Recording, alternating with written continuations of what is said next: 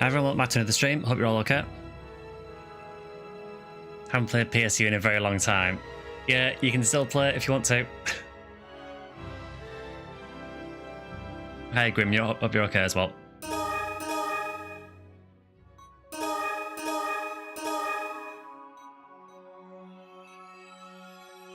Fat after the pizza, but otherwise okay. How about you? Yeah, I am pretty good, pretty good. I did see you mention the pizza on the Discord.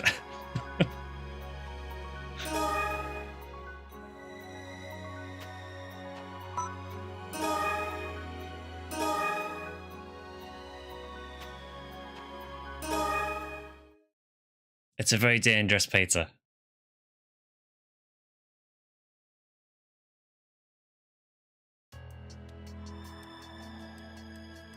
So apparently there is an event on currently on Clementine. I haven't done it for the last few weeks because I've been trying other games out as well, but I figured before the event ends I should probably do some work on it.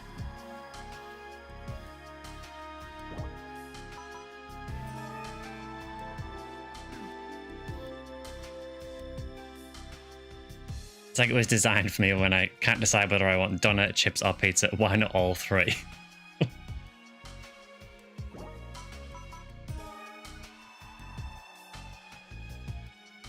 Hi LJP. Yeah, I'm not too bad, Grim, thanks. Yeah, I just wanted to play a bit of PSU because we haven't done it for a couple of weeks, so I like to rotate the Phantasy Star games a little bit just so we don't play the same game constantly. I'm also very conscious that we're probably going to get the Halloween event on PSO BB soon, so that'll probably be getting played again soon. At least this character is somewhat sensibly clothed, unlike your NGS character. I mean, to be honest, trying to sensibly clothe an NGS character is almost an impossibility in itself.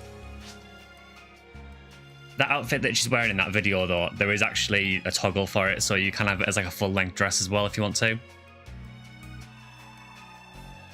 A lot of the outfits in NGS are like that, where they tend to have like two parts of them that you can change. Sometimes it's really minor things, like you might be able to remove like gloves or something, but quite often you can just adjust a huge part of the outfit as well. Just don't go anywhere snowy. So yeah, the event, as far as I know, I think it's the anniversary event for Clementine. I could be wrong, but there is at least 2 quests. I think there is Mag, which is like a PSO quest, but I don't know if that's still boosted at all.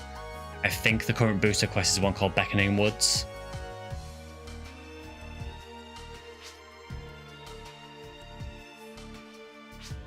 I wonder if you can bind that toggle to a hotkey for when your parents walk in. I mean, to be fair, there are much worse outfits in NGS than that. Mag boost is over, now it's the Woods quest. Fair enough. We can do some of that then. So as always, if you do play PSU, the server is called Clementine.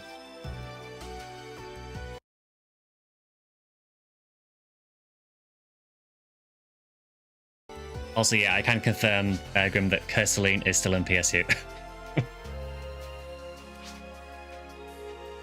Hi, Peekwood. Yeah, so I think the best thing to do for now is maybe just do the event quest and just see what it's like. I know it has boosted experience. I also believe that some decent stuff drops in it now as well. So we can try doing some of that.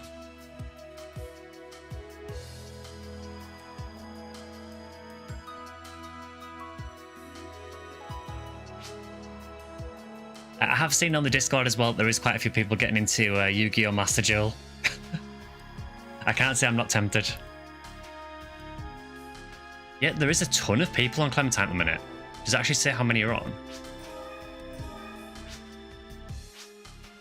There are 223 people on Clementine at the minute. 223 people playing PSU. That is mad.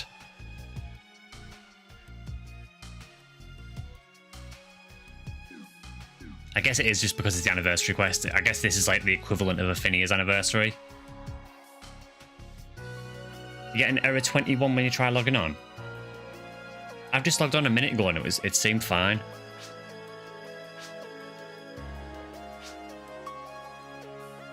More people on Clementine than was ever on Concord. Makes me so happy, so many folks. I mean, normally, I have to be honest, normally Clementine is not this busy. I would say usually when I play, there's normally between maybe 60 to 100 on, usually. At the moment, I think because of the event, there is a lot more people playing. But it is, you can always get parties, you know, relatively easily in the game. So if you do want to play it again, it is still an option. Actually feels a bit like the old Sega service with seeing everyone talking in the lobbies as well. Normally it's really quiet.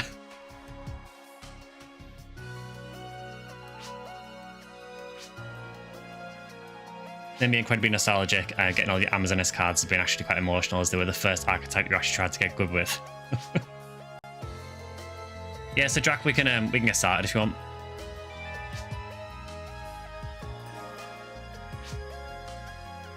I always forget you're like level 191 in this.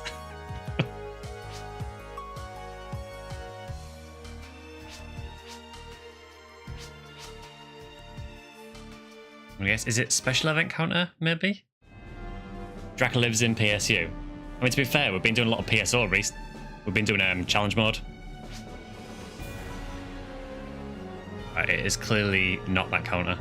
Actually, it is because Drac's at it. It's up to you, Drac. You can leave it open if you want to. I'm all for just having random people jump in and out if they want to. Did you manage to beat Drac? We did manage to beat Gold Dragon. So we beat Gold Dragon. It was first time we did it with 3 people. It was very scary. Obviously, we are going to try and redo it again for anyone who hasn't done it.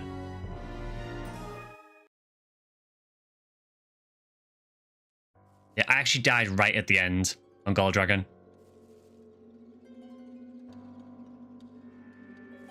Yeah, so we're basically stuck in the middle. It is safer, but you do still get hit sometimes. And the downside is that every time the Gold Dragon lands, you get wrecked.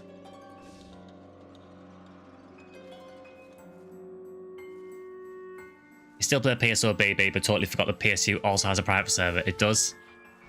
I'm pretty sure this is one of the only ones for PSU. There might be other ones that are very small servers, but Clementine is definitely the biggest. Did you get killed there, Drac? Or...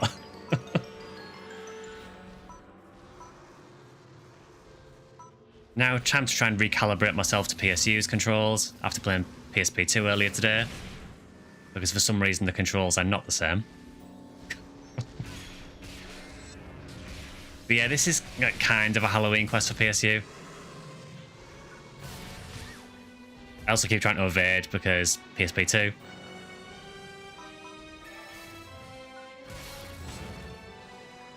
This dude is being super annoying.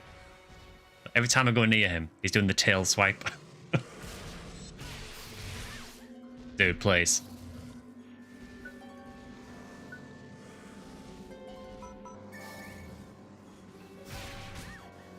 Really?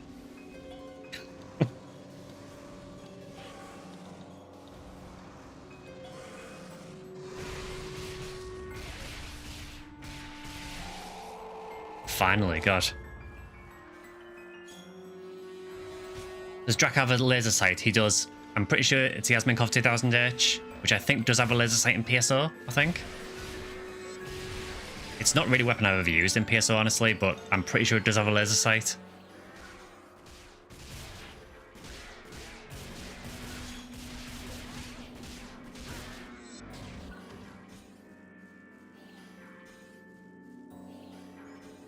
Yeah, very, very spooky.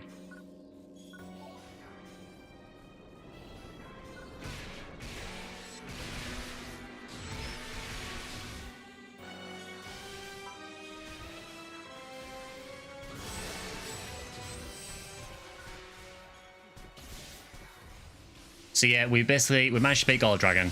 Like I say, it was very, very difficult. The actual stage isn't too bad at all, honestly. We can get through that pretty easily now. But the boss is very, very scary. We did manage to beat it, and then we tried Central Control.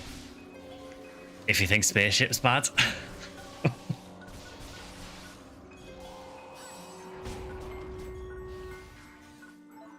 The thing is, the Central Control stage in Challenge Mode is super weird. because you can get to the boss in about 6-7 minutes. The boss, however, basically everything on the boss instant kills me. And some of his attacks instant kill the hunters. So it's slightly scary.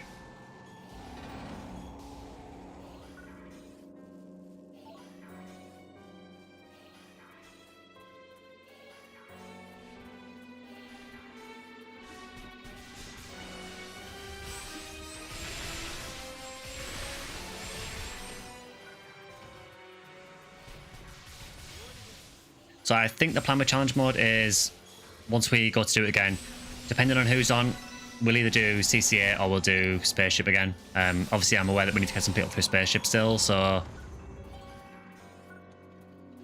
I really don't mind doing that. It's more practice on Gold Dragon as well, honestly.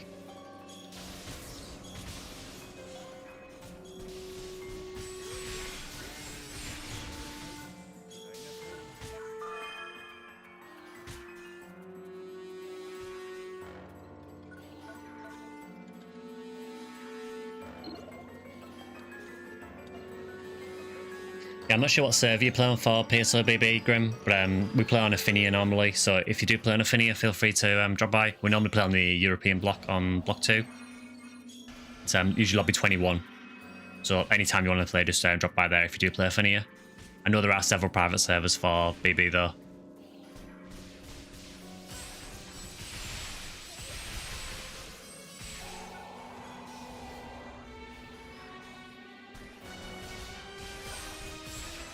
Fog reminds me of the Jet Force Gemini that me and Vector enjoyed the other night. Yeah, it sucks I missed that again. I did see you were playing it. I will catch you play that at some point. It seems like every time you stream it, I know you mentioned when you were going to stream it as well. It just feels like everything gets in the way of me watching it sometimes. So I will try and watch it whenever you stream it next. Even if it's like next Saturday's Discord event or anything. Will there be a jump scare on the event? I hope not.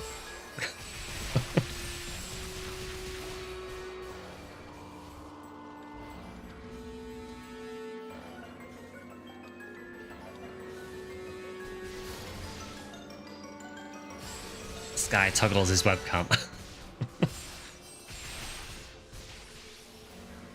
2 more characters to go through. So you also haven't missed the doggo. That sounds good.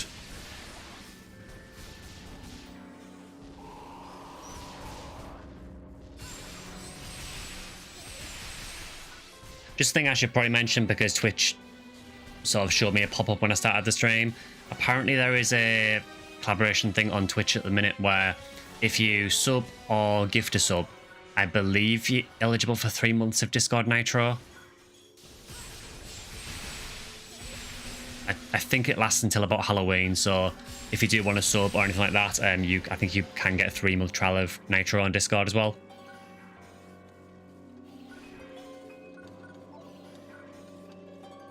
You have to put in your card details in Discord for it to be valid. Ooh. It does not tell me that.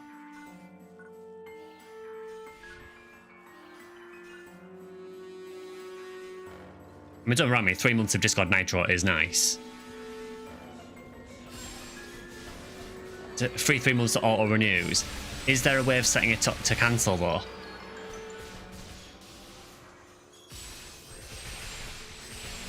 Because I always hate it with these things where they auto renew and make it a nightmare to cancel. Kind of tempted to only to boost the server. Yeah, obviously no obligation by any means. It's just I know that Twitch popped up with it at the beginning of the stream, so I just thought if anyone is considering getting Discord Nitro, maybe it's a way you can get it. Boost on the server, then I can use my soundboard again. You would sub for Nitro, to be honest. Unemployed, right? No, no worries. I said, please do not feel you have to subscribe. Lego Yoga Death Note, Yoga Death Noises. I know I kind of missed those when Vector joined the Discord calls at the random soundboards. I honestly don't really know how the boosting on Discord works, honestly.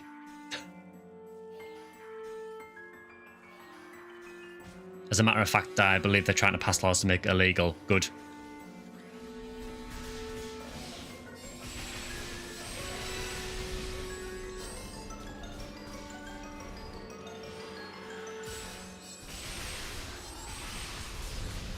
Meant Yoda, I'm glad you can read my PC auto-corrected spelling.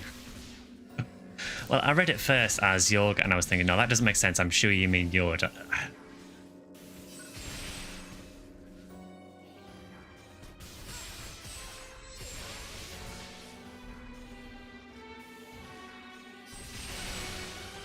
Yeah, I get what you mean, Miss, though. It's a total pain when you subscribe to something and then you want to cancel and then make it a nightmare to cancel and you have to jump through loads of hoops to do it.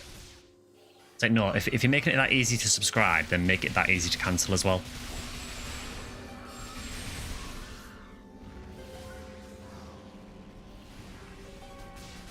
Has to being a programmer, type fast but accuracy has gone down the shitter.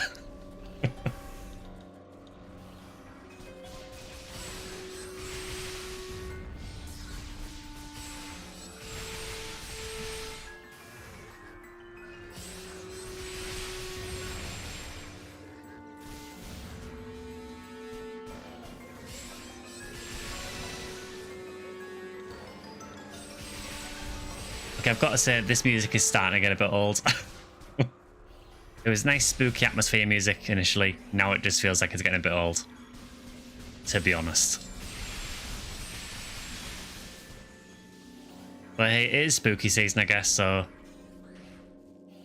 if not now, then when?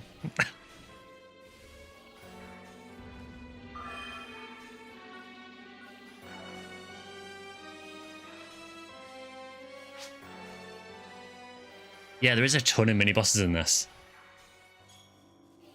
I seem to remember doing this quest before. I don't know, is this the Halloween quest normally, or is it just like a seasonal that comes on now and again, or...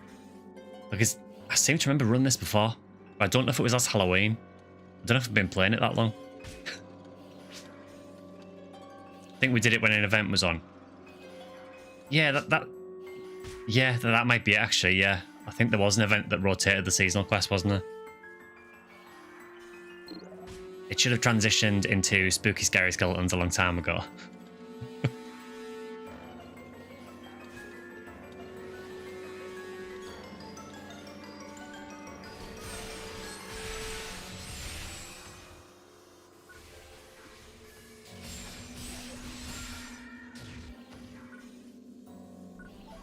Yeah, I keep hitting circle to pick things up. I'm so used to the PSP2 controls.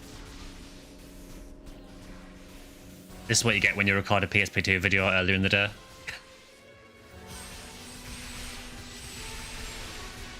Also, man, I've got to be honest, I'll be so glad when that PSP2 playthrough is done. As much as I love the game, the playthrough is a lot longer than I wanted it to be. Still got Infinity to do as well, but I think the plan is going to be I'll finish doing PSP2 and then I'll sunset that series for a while and then we'll come back to Infinity at a later date, because I know that Infinity is about as long again, so PSP2 speedrun. I mean, we are really near the end of the base game now, I'm pretty sure. I can't remember if there's 9 or 10 chapters overall. I think we're in about chapter 9. I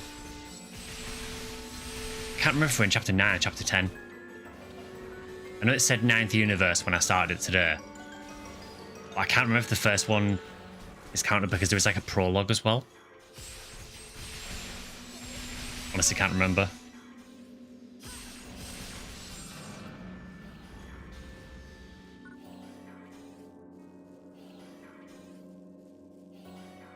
Love how they change entire universe each chapter.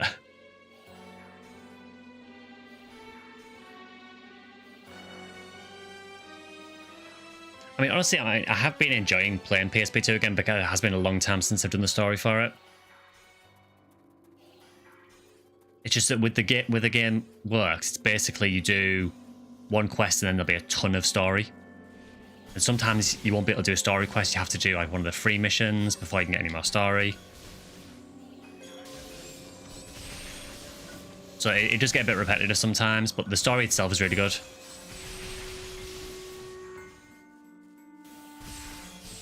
I've said it before, but I still think that PSP2 is one of the best Phantasy Stars.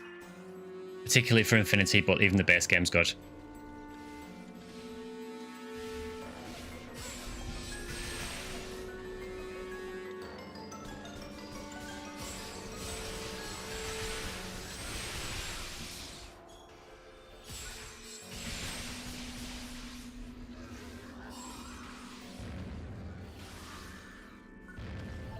Yeah, I think I mentioned it in a community post, but the plan is once the PSP2 series is done, that video slot for each week will be...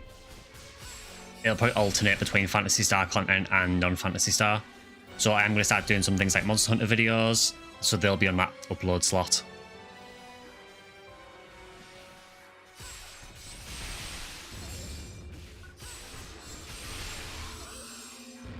When Vita emulation improves, hopefully we can apply the translation patch to Nova and play that. It's supposed to be pretty good story-wise. Yeah, Nova is one of the very few games that I haven't played. Just because I never had a Vita.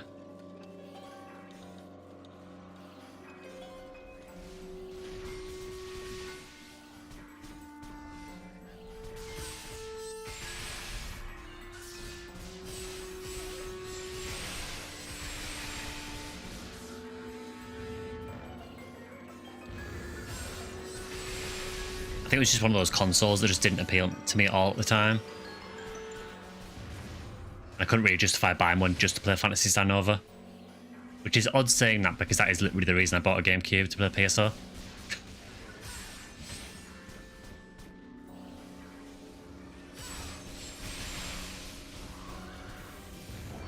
And then the plan for next Wednesday's stream, I'm going to attempt to play some Front Mission 3. I know it might not be for everyone, but I want to alternate the Wednesday streams between games that you guys recommend and also games that I love. And honestly, Front Mission 3, I love almost as much as PSO. So I do really want to play it a bit on stream.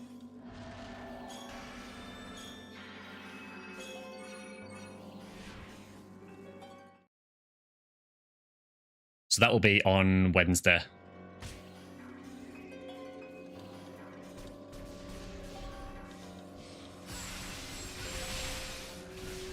Almost as much as PSO. Why is that? No idea what the game is. The newest place I can describe it to is it plays a little bit like something like, think of it as kind of a mixture between a game like XCOM and Fire Emblem with like a full JRPG story attached to it. It's a really, really interesting series, but a very hard one to follow because a lot of the games weren't released outside of Japan. But I've loved the story for the game. It was a PS1 game, and for a PS1 game, it had 2 full stories in it that diverged, and each story was about 60 hours long. So there was a ton of gameplay in it, a ton of customization that you could do, because you basically fight in mechs, so you can customize your mechs entirely. Oh, here we got the Halloween wrappies.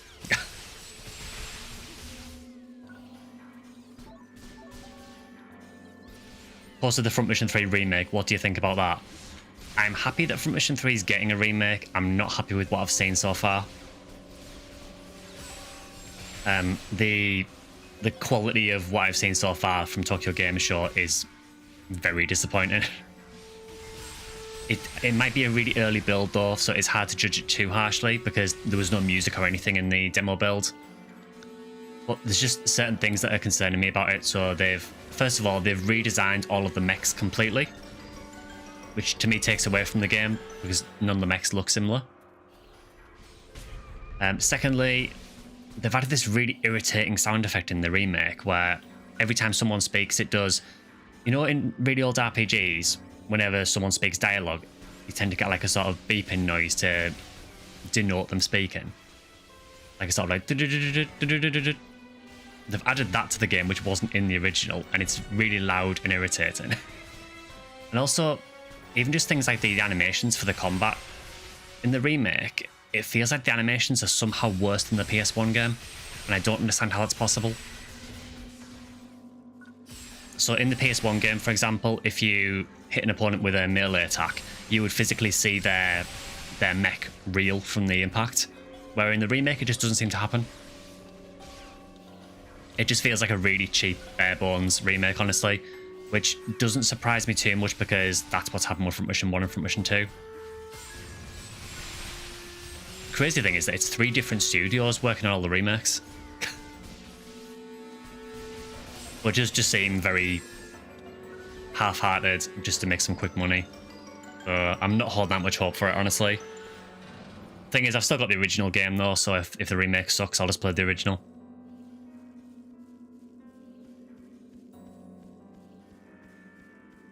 Oh, you played some of the first game, Pika? Yeah, the first game, I mean, the first game's a really interesting remake because the original game was on really, really old consoles, so they had to basically more or less make it from scratch for the remake. Where Front Mission 3, they kind of ported over, I guess, from the PlayStation version because they've got the assets and everything there. They've just kind of put their own spin on it, but it just doesn't look good so far, unfortunately. Which again is a massive shame because it is one of my favourite games.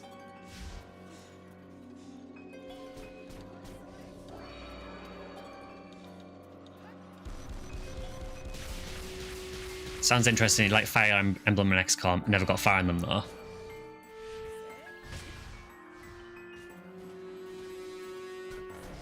Oh, we got Ethan. Well, we did have Ethan.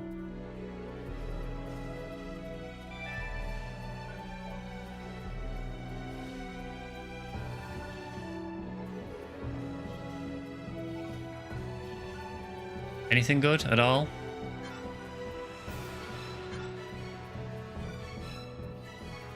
Apparently I'm full on items somehow, so we'll have to sort that out. Yeah, we'll sort that after.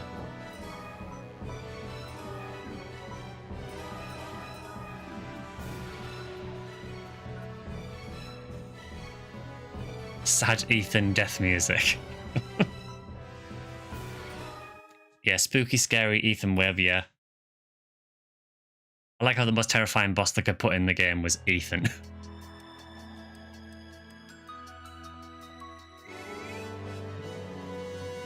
That is a lot of mission points.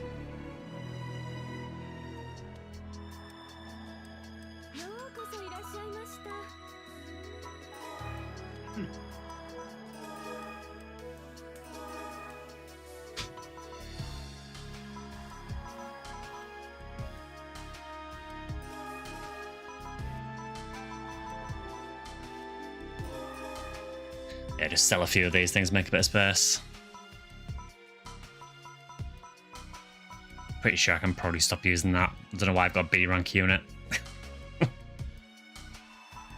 Channel point suggestion, Ethan Weber voice lines.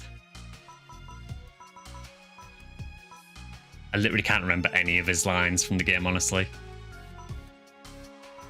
I still find he's one of the most forgettable protagonists in Phantasy Star.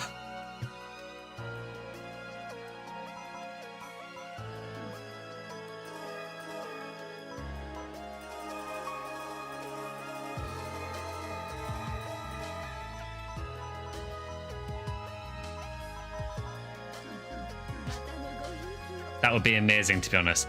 Yeah, I mean, I can see what I can do with the channel points. I know at the minute it is just like the basic Twitch ones. You can have the PSO Principal Tyrell appear on screen with a text box and funny quotes. I know there is like an add-on you can add for Twitch. I think it's called Tangia, I think it is. Where you can have, you know, like TTS voices of like various people. So I might look into that maybe. We'll see.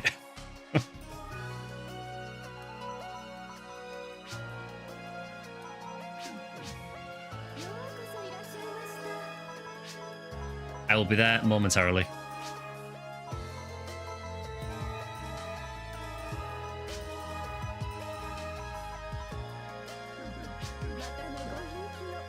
Ethan doesn't have a presence.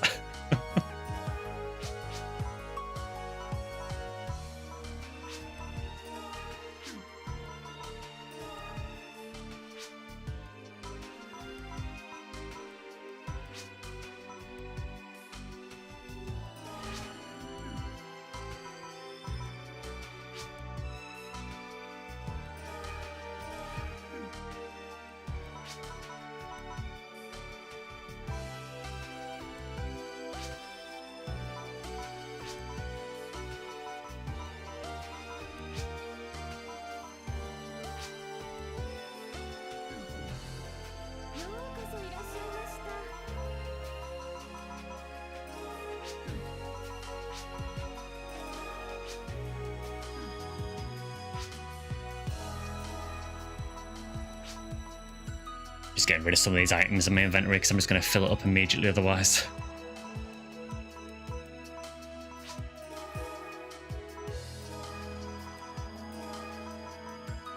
Yeah, that'll do.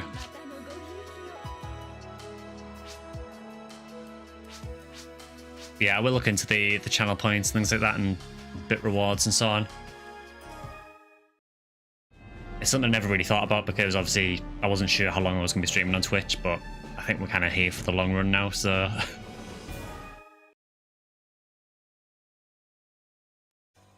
Also, apologies if you can hear wind in the background. There is a really bad storm here at the minute.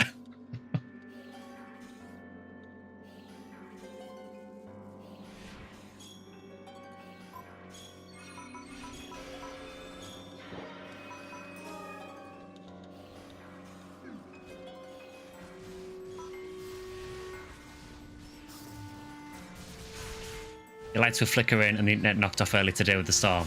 Well, hopefully the internet doesn't go off, because that would be slightly problematic for the stream, but... So yeah, I guess if the stream does cut out, that's why.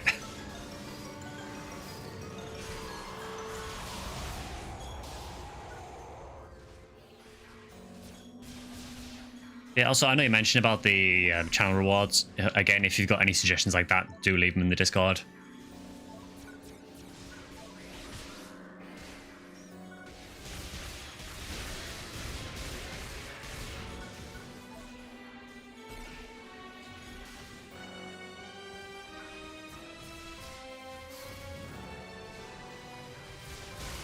So I wonder if it's different routes on this, because I know at the beginning of this there's like a yellow thing you can interact with and it says change block. So I wonder if there's like a different route that you can do.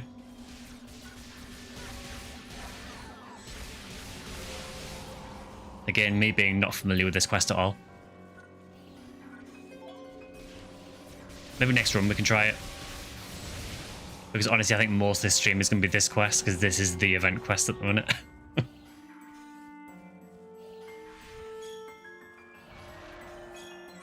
Starting to suspect it's faulty wire in the house. Probably water getting in somewhere and causing issues. Yeah, possibly.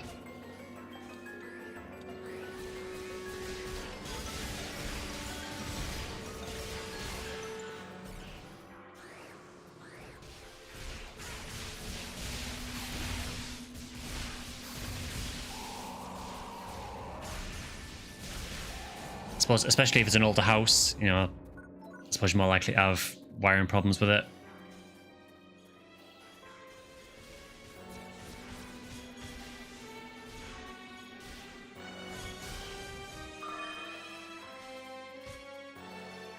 Yeah, I am looking really forward to streaming from Mission 3 on Wednesday. I say I don't expect a huge amount of people to watch it because, you know, at the end of the day, it is like a several-year-old PS1 game.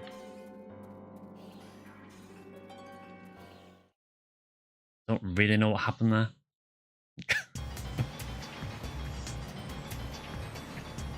Okay, yeah, so we've got a different block.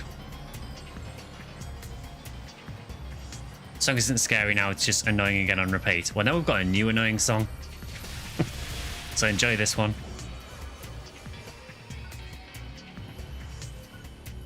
Oh god, it's this song.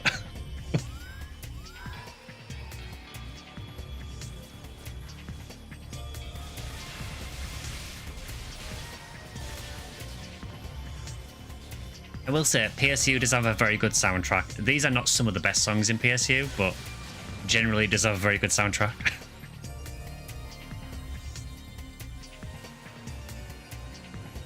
That is a perfect rendition of this song, Kilniaf.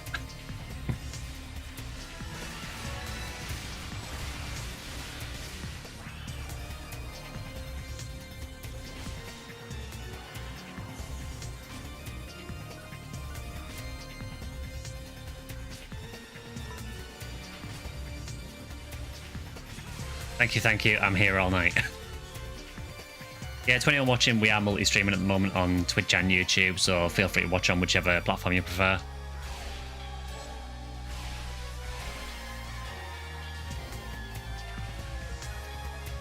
Also, I feel the need to point this out now, but I've just retweeted something on Twitter a little while ago, just before the stream. Someone on PSO2 NGS has literally recreated loads of PSO areas in the creative space on NGS, and they're absolutely fantastic. So they showed off, I think they did the Faults area, they did Pioneer 2, and there might be some more as well. They're actually really close to how they look in PSO as well, which is really, really good. It must have taken them forever to do. So yeah, go and check my Twitter if you want to see that, because I just retweeted that recently.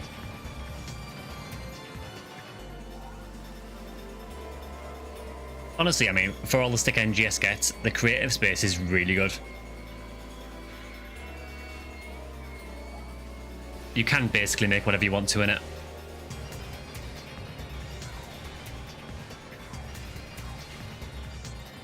Haven't opened Twitter in months now, tempted to uninstall. Been using Reddit more, it's funnier. I think Reddit, it depends on what subreddits. I think Reddit can be really useful. It can also be incredibly toxic. Which I guess is the same as Twitter. Or X. I still refuse to call it X. r/Diablo 4.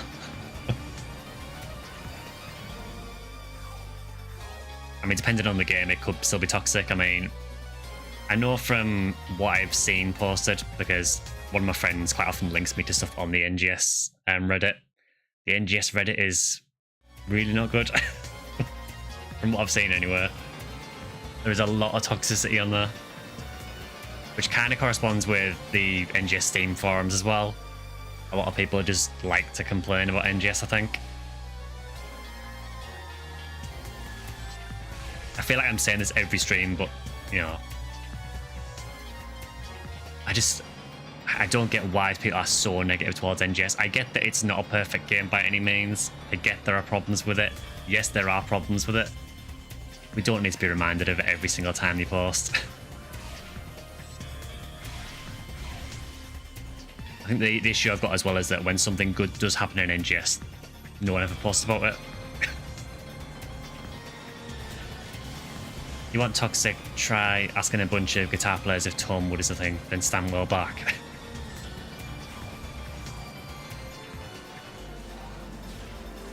D4 subreddit is fairly toxic. Love how everyone is a qualified story writer and can analyse how D4 story was completely lazy writing.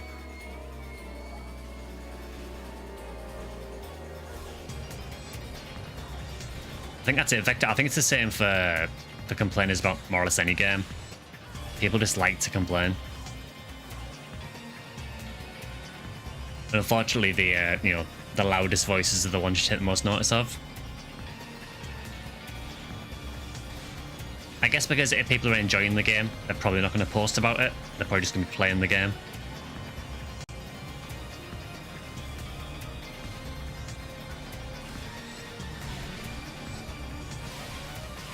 Again, I'm not trying to defend NGS completely, because I am fully aware there are several faults with NGS.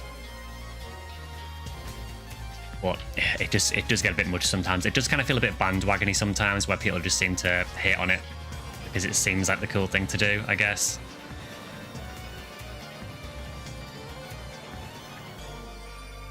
I'm too old for that.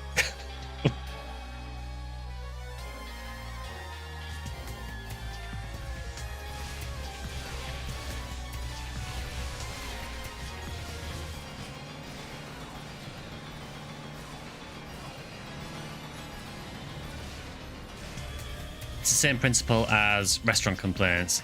Only people who love it or hate it leave reviews. Yeah, exactly.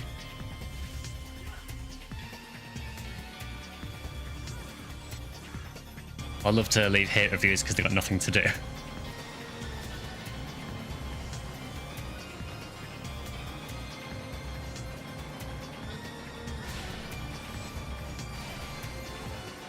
And for what it's worth, I mean, I did load an NGS video today, so there is one that's just gone live early today, which is about the new Duocelio and Dosasis gear.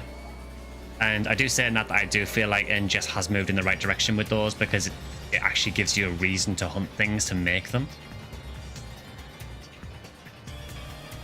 Which is one thing that NGS was sorely lacking. You know, now there is a reason to go and hunt these grinders and these other bits of gear that you need to actually make these new weapons.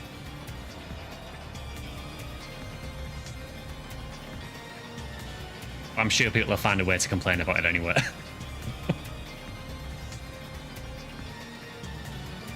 Have you got the Gulflush Smart weapons yet, Sky? I mean, to be honest, it would not surprise me if there was a weapon series called that in NGS, because as I saw in your comments, stuff in NGS has stupid names. To be honest though, again, that is not a new thing with NGS.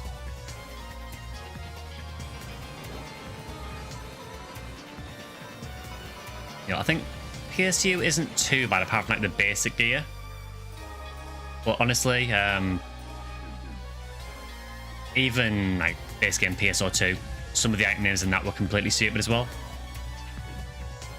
So it's by no means just an NGS problem.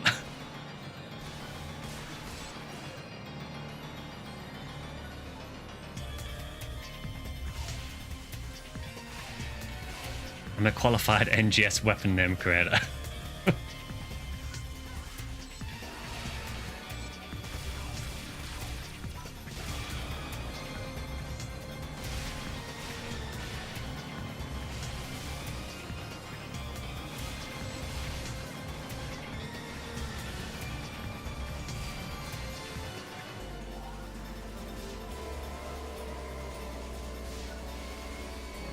Yeah, I guess I kind of miss the simplicity where, you know, I kind of miss just being able to get a weapon, grind it, and use it. Don't wrong, I mean, I see the advantage of having the affixing and things like that, because it does let you kind of customize the weapon to your playstyle. So, you know, so if you want to go with a more tanky build, you can stack HP affixes, you know. If you want to, you know, never stop using Fortinats, you can stack PP builds. So I get the advantages of doing that, but it does get to a point where it starts to become overcomplicated. And especially in PSO2 and in NGS, you tend to find that it comes to a point where you get so many different material items that you kind of forget what to use for what.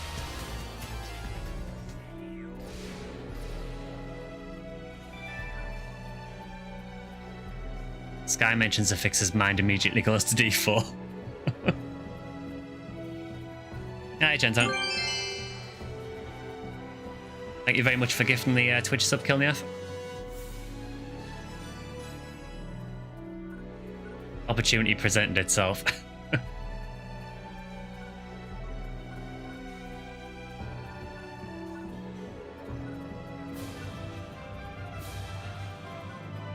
Yeah, drops don't seem brilliant so far, but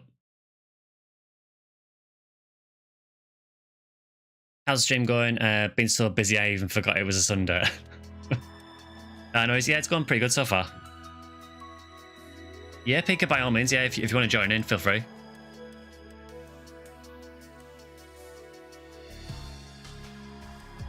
You were waiting for someone to come in who wasn't subbed.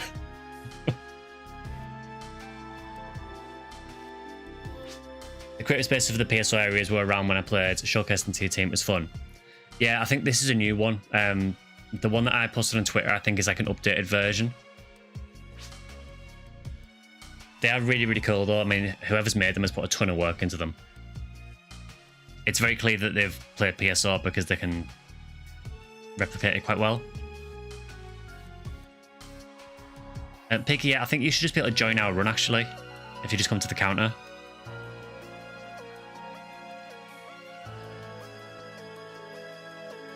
And you as well, Nami, if you want to.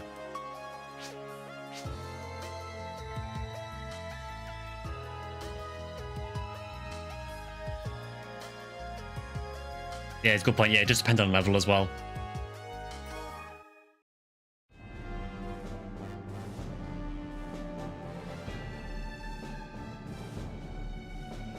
So I think you need to be 130, what Drax's saying.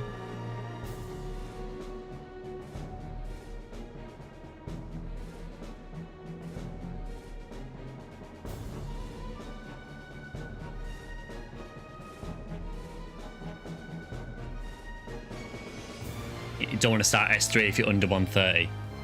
Yeah, so PK, just let us know what level you are. Or anyone who's wanting to join, just let us know what level you are. If you're under 130, we might have to maybe switch it up.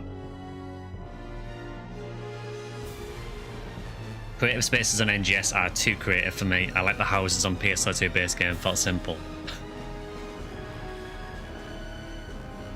Yeah, I didn't mind it on PSO2. Oh, you 1, 2, 4.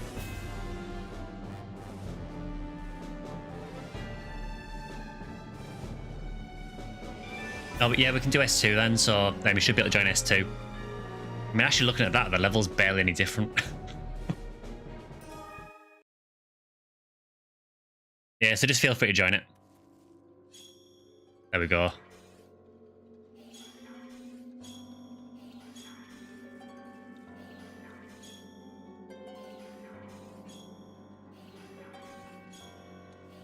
Discord server is boosted. Oh, thank you very much for that.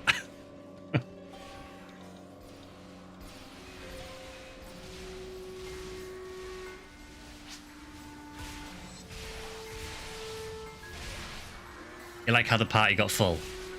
Honestly, I think on Clementine, particularly during the events, if you do just start an open party, people will just tend to join. That does seem to be one thing that PSU has over PSO. I find that on PSO, if you go to Fodra, which is like the main block on Affinia, a lot of the parties there are just locked. There will be some open ones for sure, but you will find that a lot of the parties will be locked. At PSU, it just seems like you can just make a game and people will just join it anywhere.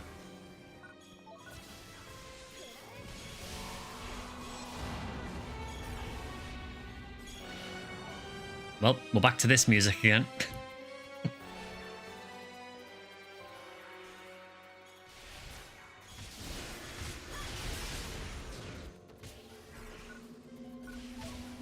One thing that is interesting that I've been noticing with the streams lately, since I started multi-streaming, is when I started multi-streaming, most of my viewership was on YouTube, and I get a couple on Twitch, but it does seem like over time people are sort of gravitating towards Twitch more, which is really interesting.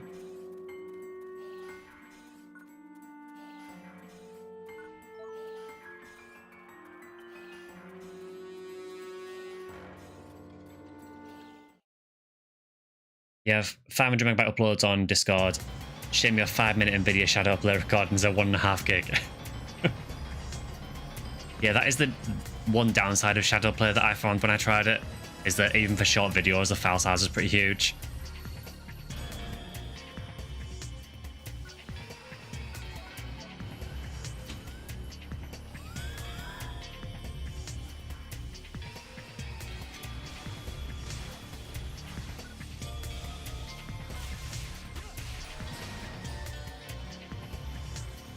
I love that you can customize the emotes on Twitch and add the little accessories to them.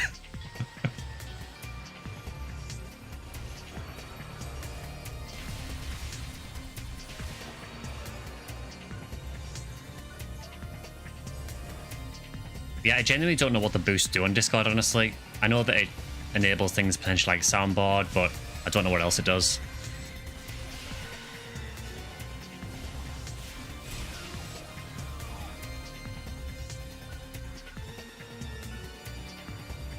Again, please do not feel you need to boost the server. Please do not feel you need to sub.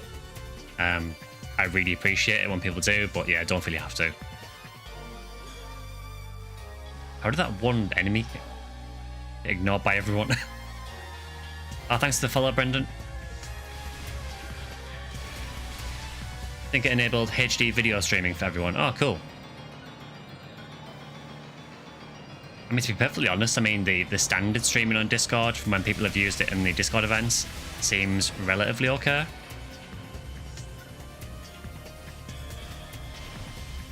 Oh, level 2 gives HD video streaming, that takes 7 boosts.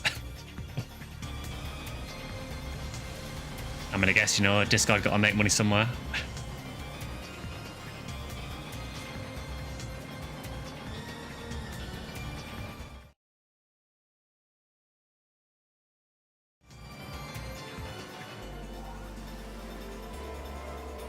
So Nitro actually gives you a few free boosts then. I suppose that's one advantage of it then. I honestly, I've never subbed to Nitro before.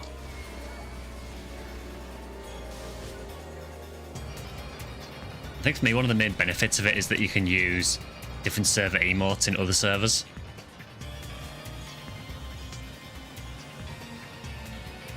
We have a lot of functionality on Discord for free, so I can't complain. Honestly, yeah, I like Discord for the most part.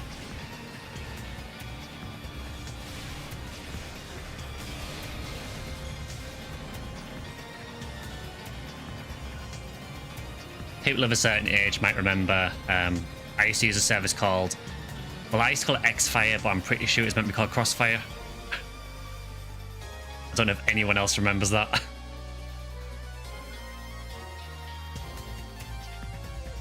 You remember it then? I used to use that like, back on like Sega Blueburst and PSU. That was what I used. Almost as bad as TeamSpeak. I never used TeamSpeak, to be fair. And I also never used the voice chat on Crossfire, just the text chat. It was ideal because it gave you like a in-game overlay, so you could use it while you're in-game, which was really like almost unheard of back in the day. Thanks for all the awesome PSO Blueburst content. Really helped a lot on your journey so far. Oh, no worries. I'm glad to hear that, Derek. There will be more PSO content as well. I know today there was an NGS video instead, but I will cycle through different Phantasy Star games, so there will definitely be more PSO Blueburst stuff as well.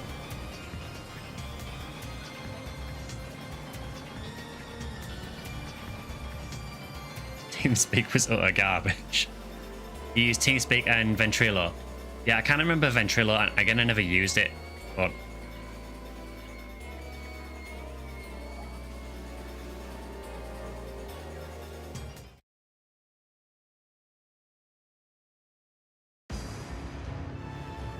You go to streamers from another server, unless you had one at your Discord channel, but this isn't a LEGO Star Wars channel. Petition to add a LEGO Star Wars channel.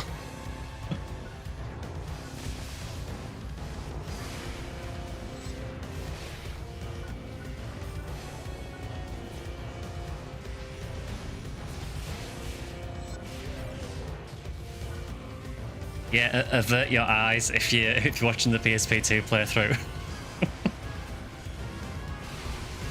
You've seen nothing. This area means nothing. Ignore it. Ignore its existence.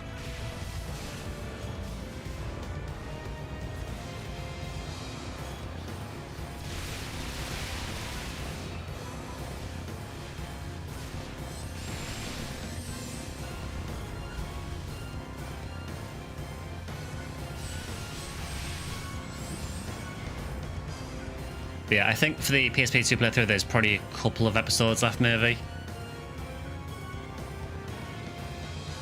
I would guess maybe, what, 2 or 3 episodes, potentially.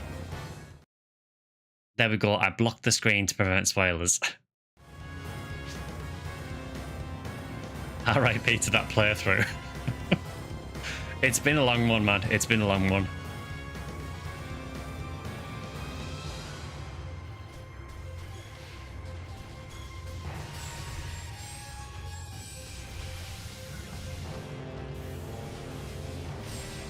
I mean, I can confidently say it has probably been the worst received stuff I've ever done on the channel. Well, I am happy that I've done it because, you know, playing PSP2 again has been fun. And I know some of you guys have been wanting to see it anyway, so I'm more than happy to do it.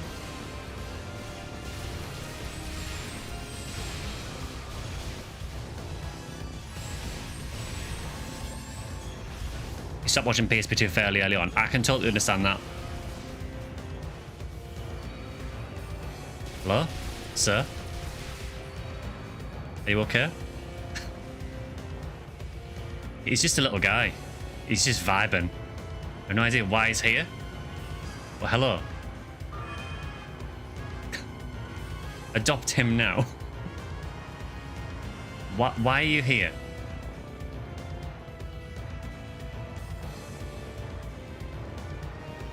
Are you lost, sir?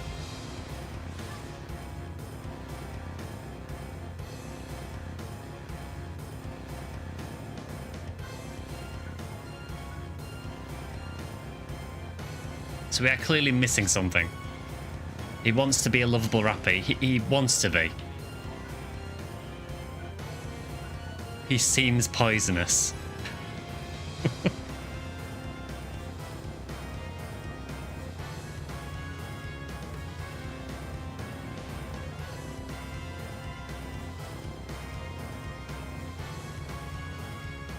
for real though, how do we get out of this room?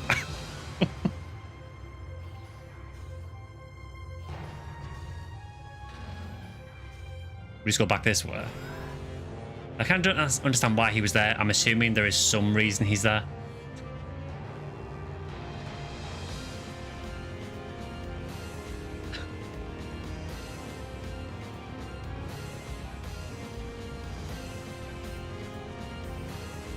Maybe he's the final boss of PSP 2.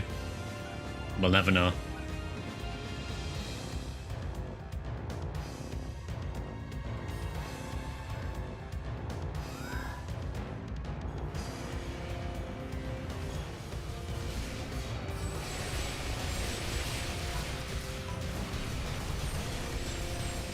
It's Dark Falls in disguise. I mean, possibly. I mean, anything goes in Phantasy Star.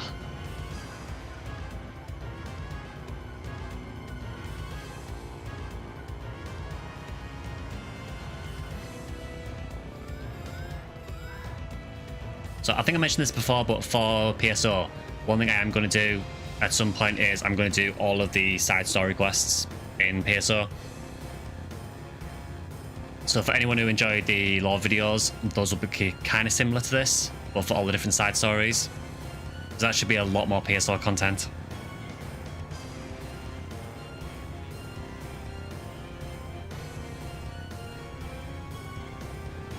I mean, I'm just going to go here.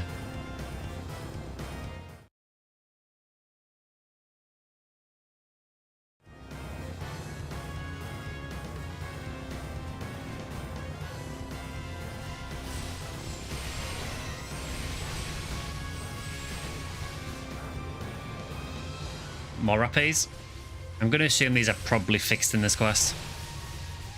You know, given that it is a Halloween quest.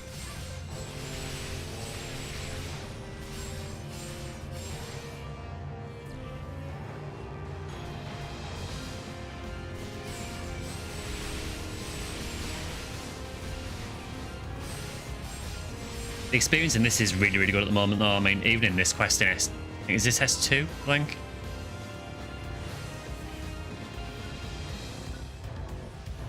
I want to say it's about double experience at the moment.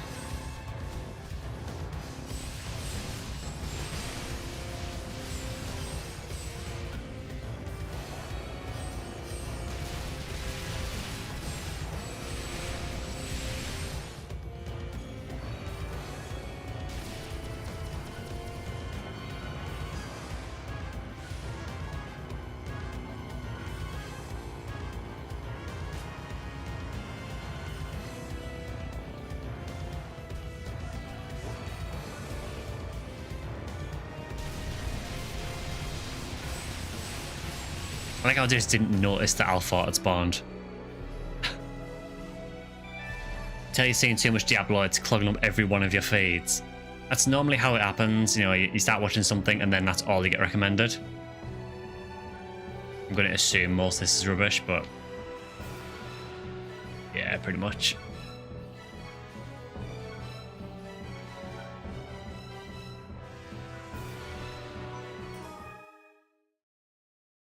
What I don't like about PSU is you just spam triangle. I mean, quite often you will do like one basic attack to sort of lead into it, so you get the just attack bonus, but yeah, I get what you mean. There is a lot of reliance on just spamming Fortin Arts. I guess it is, I suppose it was the first game that had Fortin Arts, so they were wanting to make sure you use them. Hi, Zell. I mean, even that's 1,045 mission points.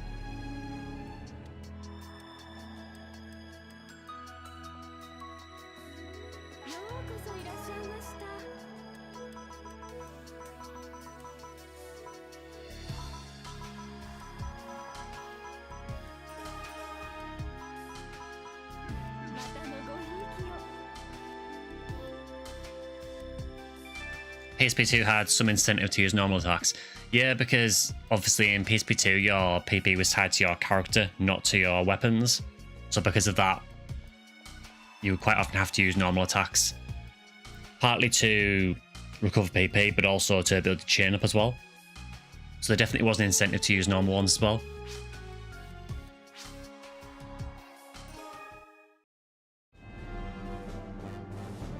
Must admit, one thing I'm enjoying about ARPGs is the variety of attacks available, like having 1 to 6 different moves on cooldowns, different resource requirements. I don't mind that to an extent. I start to struggle a bit when you have multiple different resources to manage at the same time. It depends how complex it gets.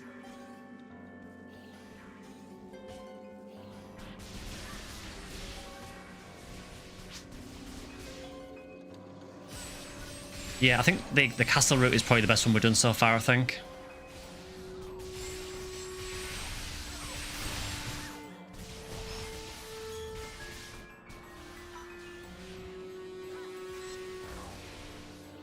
Honestly, I think with PSU as well, I think one of the problems is just that it is an easier game.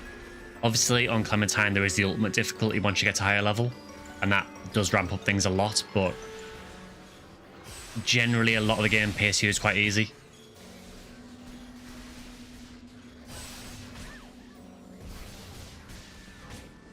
Any route that doesn't have this music. Yeah, I'm not sure if you have to start with this block or not.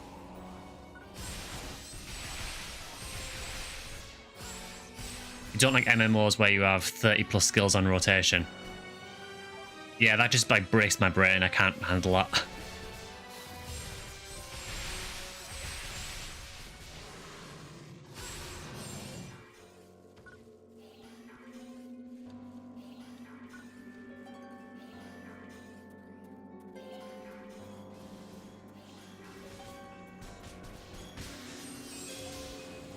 I think for me, I like it where if I have a combat system where there is some complexity to it, I do like it.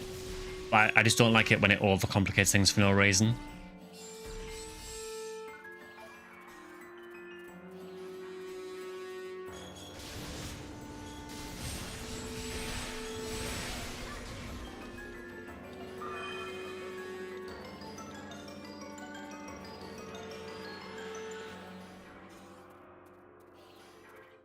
I think I've mentioned it before, but I think that's one of the reasons I'm not a huge fan of PSO2 base game. Just because I think there are a lot of elements of that game that are overcomplicated for no reason. It's not that I hate PSO2 base game, it's just that I do feel like some stuff was just complicated for the sake of being complicated.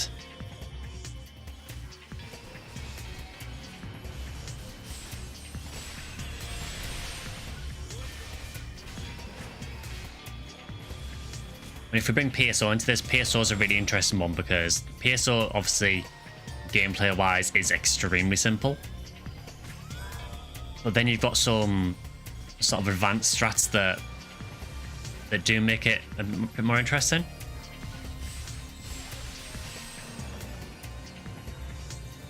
You know, the kind of things that you'd only know after you've played the game for a long time. Some of which are probably not intended to be tactics, but are anyway. You know, things like opening the menu to run past traps. You know, even things like the way to cheese Olga Flor's Divine Punishment.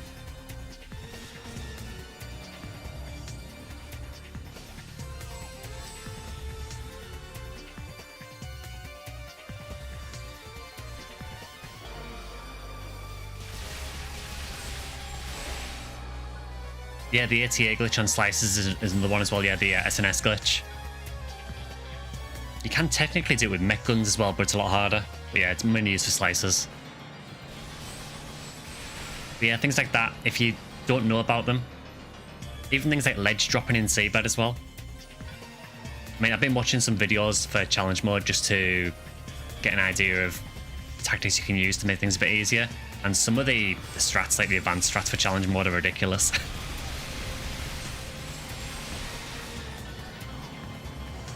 One of the bosses in D4 did Olga Flor's laser sword rotation the other day.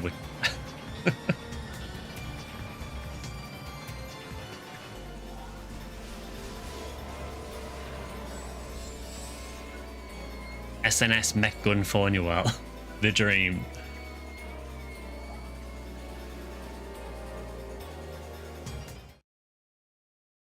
Yeah, for anyone who doesn't know, there's a few different weak glitches you can use in challenge mode.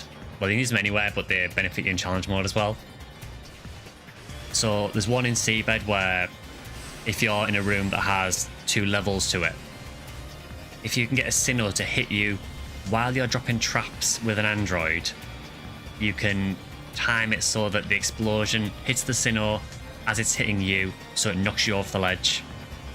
So you can basically shortcut the room. You can do it in normal gameplay with things like claws as well, but for challenge mode you can do it like basically getting a Sinnoh to hit you.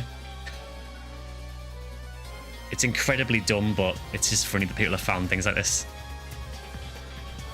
And the Divine Punishment glitch, if you're not aware of it, you basically stand behind Olgaflor's right foot, and when he goes to do Divine Punishment, he'll step back and knock you over with his foot.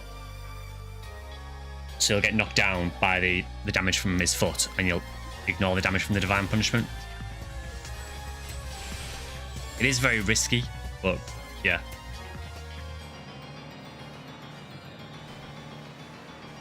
It basically relies on the fact that when you get knocked down in PSO, you have a very short invulnerability window.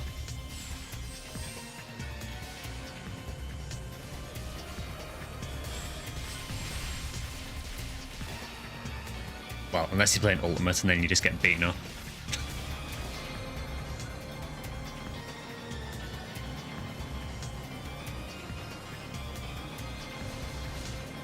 See, I've always found it really interesting about PSO that even though it is such a simple game, you can make it more advanced by things like that.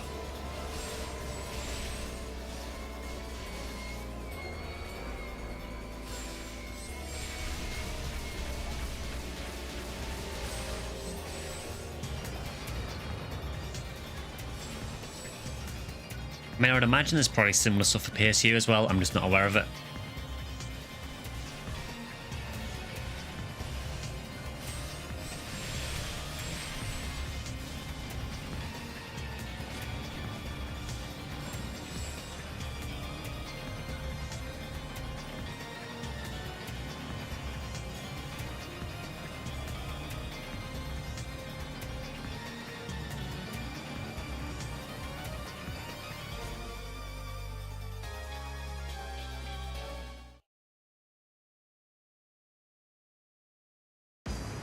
Yeah, I'm really looking forward to doing some more challenge mode, honestly. I'm just not really looking forward to doing CCA. Because, man, Gal Griffin is rough. Incredibly rough.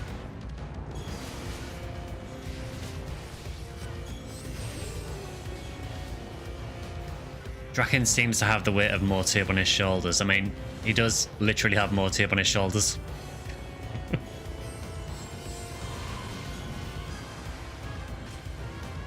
Does that mean I have the weight of Rappy on my shoulders? Which, judging by the size of this chunky boy, is quite a lot of weight.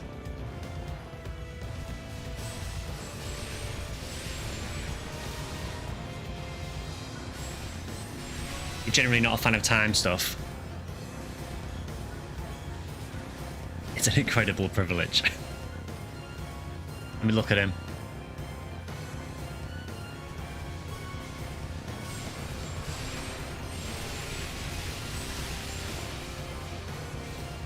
Yeah, I can understand you not being a fan of time stuff for challenge mode. For me, I love just how different challenge mode is to regular gameplay.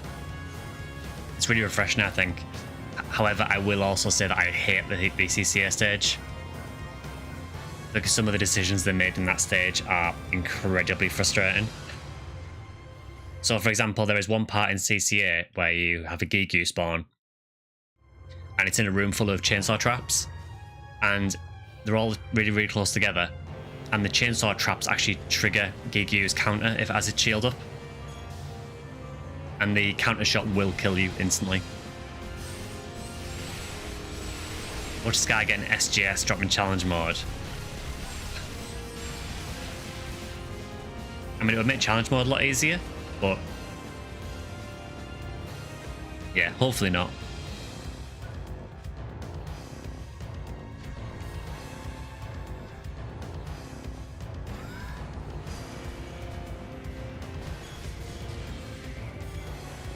The fact that limits the classes is a bit annoying. Yeah, I suppose that's one of the downsides of challenge mode, is that it is, I'm not going to say it's not worth doing with some classes, but there are certainly classes that are much better at challenge mode than others. You know, I mean, realistically, if you're not playing with cast hunters, you're kind of doing it wrong. You know, there's no way that Humar or Hunewell can even come close to having a cast hunter. Same for Rangers as well, honestly. As much as Raymal is helpful having, you know, support techs to help, it's iffy whether they'll be able to get enough MST to use them, and you are losing out on having more traps, and traps are just incredibly useful, and having trap vision is very, very useful for challenge mode. For Force, honestly, I don't think it matters too much because Force is just useful in challenge mode anyway. But I do feel like Hunewell is probably the best because you get the boost of the simple text, which you use the most, and you have increased range on your arrestor as well.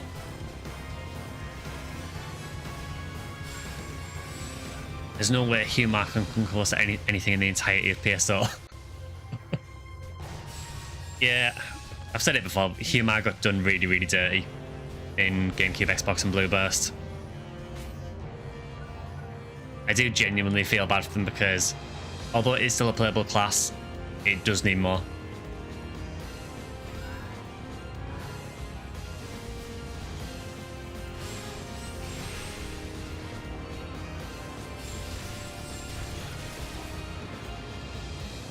Should play PS0 again. Humar's good there. It's good to know Humar's good somewhere.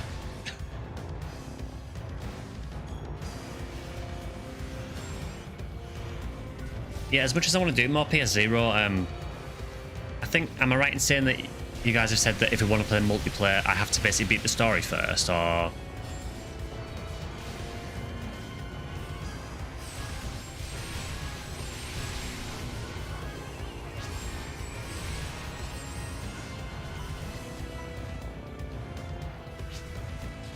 I can do multiplayer now, okay.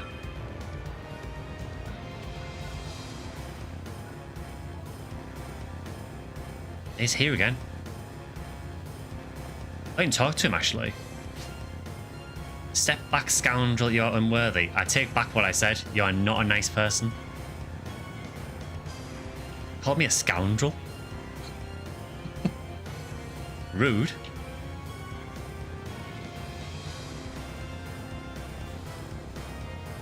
I wonder if that's tier based or something. Maybe you have to get there in a certain time. Maybe we need to wear his costume. Maybe. Maybe.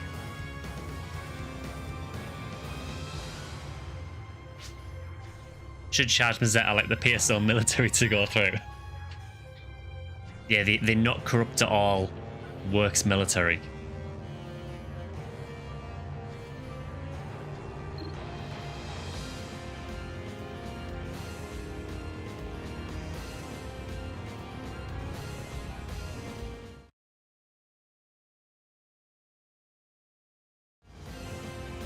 But now all Rangers suck in PS0. I mean, honestly, if Rangers suck in PS0, that must be one of the only games that Rangers do suck in. Because kind of historically, Rangers have always been kind of busted in Phantasy Star.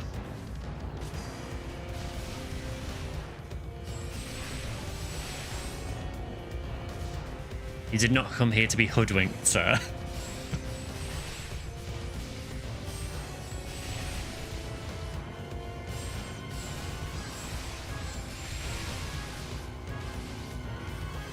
Sounds like Moneybags on Spyro.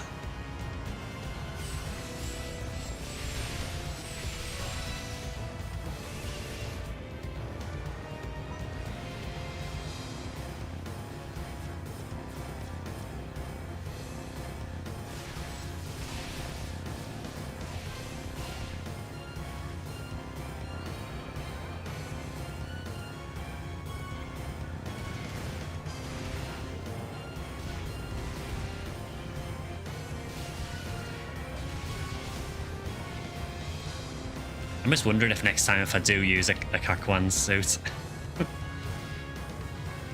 Not bad for a Phantasy Star Portable BGM. Honestly, I think PSP2 has pretty good music as well. And considering it's from a PSP game, it doesn't sound too bad in this. You know, as you'll probably know if you've watched the PSP2 playthrough, some of the music, particularly from the other games, doesn't translate too well to PSU, or to PSP2, sorry. You like the transform Harlem Shake animation for the Beast Racers?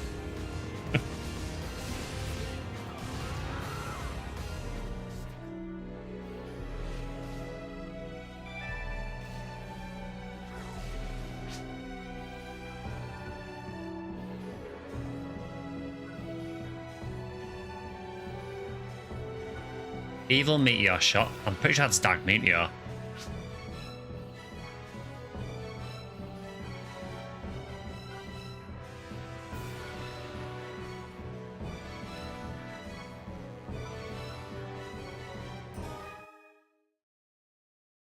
It's a merry band of vagabonds and miscreants.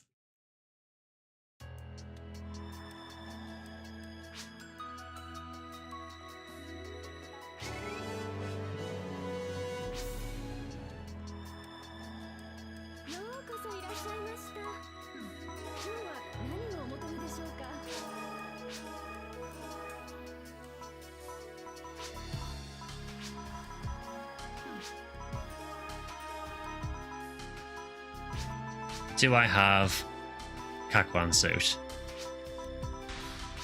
Oh, I don't have one here. It must be in my normal stash, I think.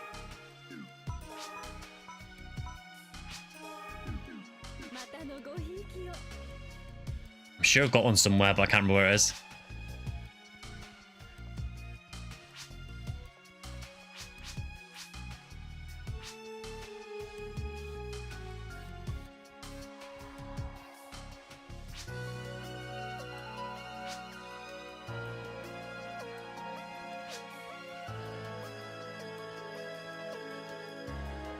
Oh, you're gonna go and get yours, Pika? Okay. Yeah, we'll let Pika go and get their Kakwan suit then. It would be funny if we got back to that NPC and it only let Pika in.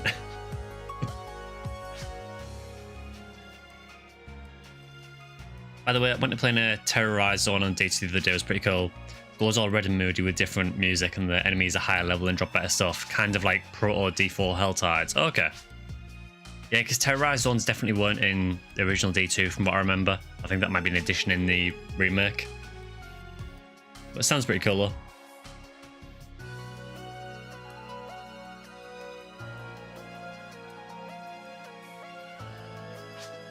They're new to Resurrected, yeah, I thought they must have been, because I don't remember them from the original game.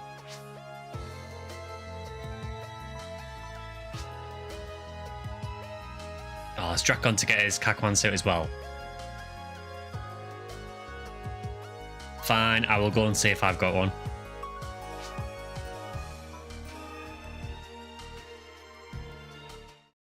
I honestly can't remember if I've got one or not. If not, I might be able to buy one.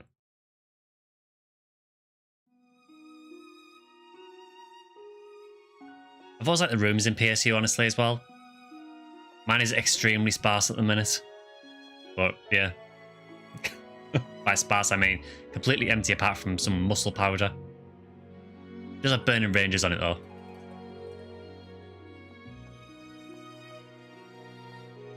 You'll get there and the little frog dude will laugh at you for all thinking it'll work. I mean, all we can do is try.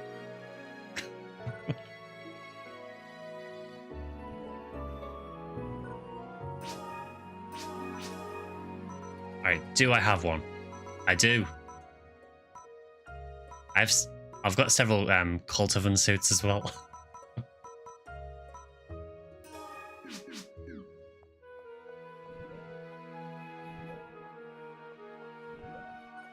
We have the same brand of muscle powder in our rooms. I suspect it's probably the only brand of muscle powder in PSU.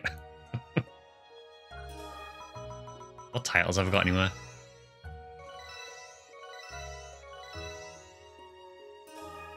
Anything good? PSU Disc 1.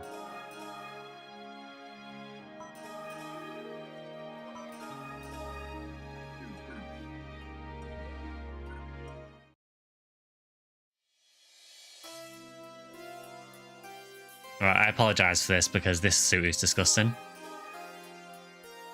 Look at the size of that.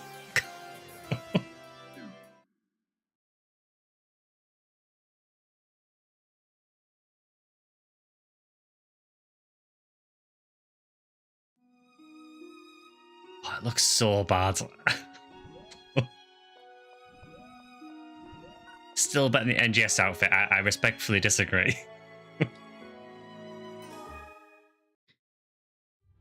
Although there is stuff like this in NGS. You can wear things like full-size rappy suits and stuff like that.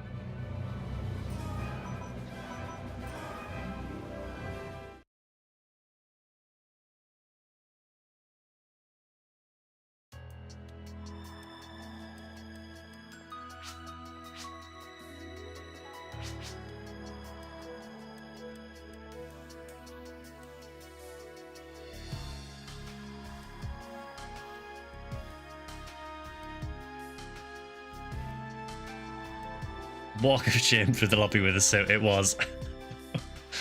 Oh, Drax got a rainbow coloured one.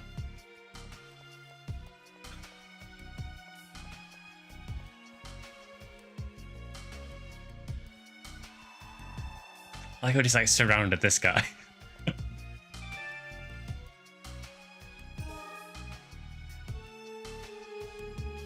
Everyone looks stupid now. I mean, I'm hardly trying to be serious with this.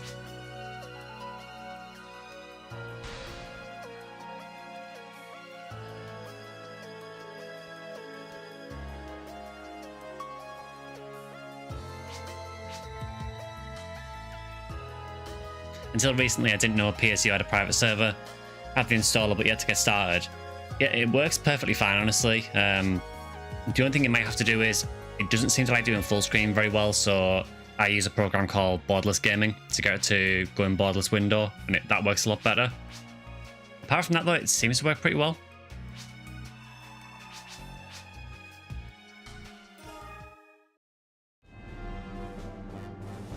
Yeah, it's definitely worth trying, especially at the moment there is an anniversary event on Draken, so if you try it out, there is a lot more people playing at the minute. I think when I checked at the beginning of the stream, there was about 200 and something people playing.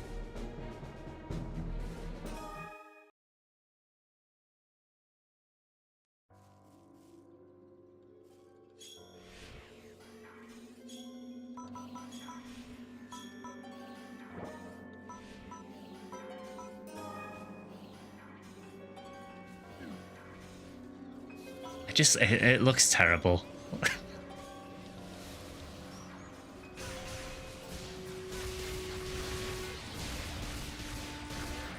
But, you know, would it be a Phantasy Star game without dumb stuff in it?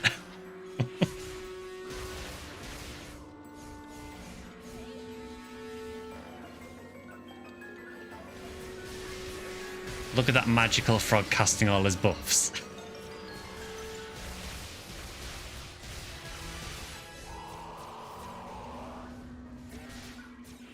I mean, to be fair, this is a Halloween quest, so, you know, the more nightmare fuel, the better, really.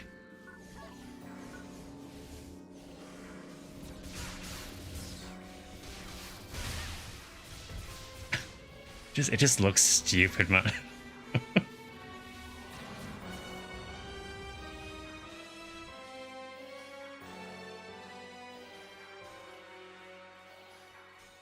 can tell Drax the leader because he looks different. He's the, you know, the rainbow coloured one.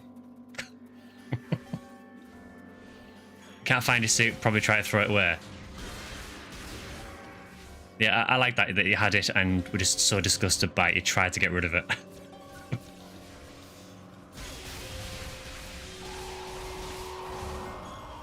It's like the dog residue from Undertale. You just can't get it out in your inventory.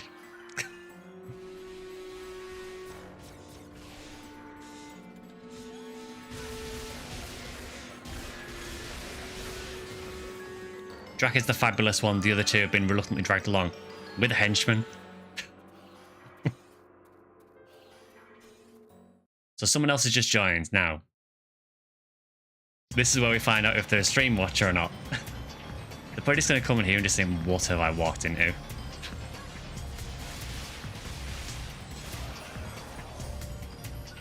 It would be hilarious if they come in and are also in the same suit.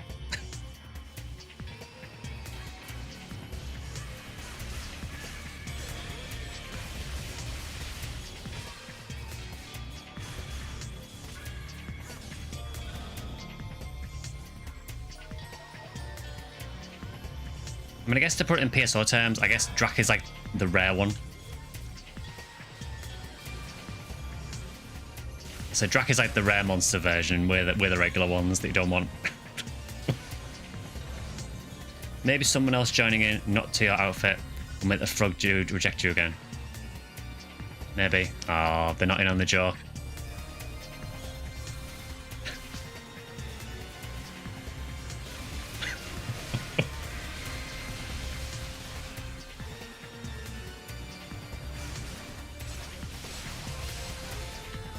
It's like a bad Elden Ring invasion, everyone dressed up as Shrek or something. I feel like I'm intruding.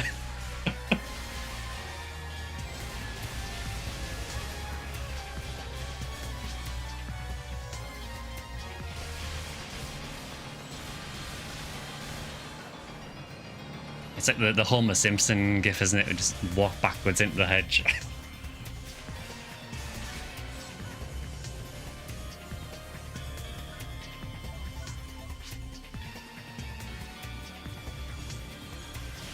Oh, you found your Kakwan suit. Oh, that is great.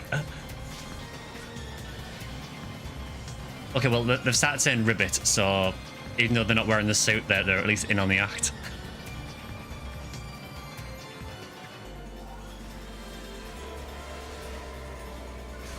One of us, one of us.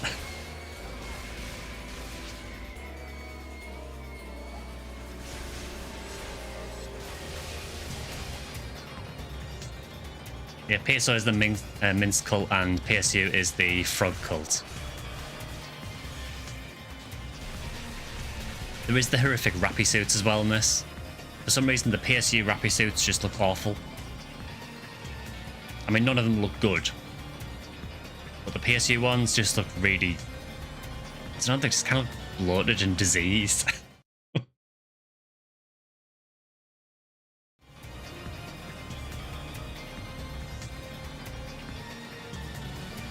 You know, like the Frog doesn't.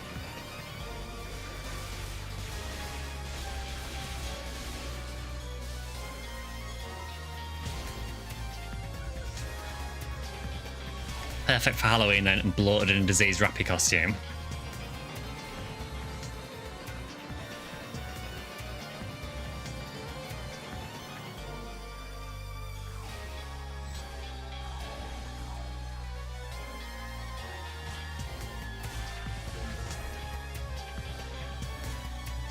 You just see it, it's like it's just staring into your soul.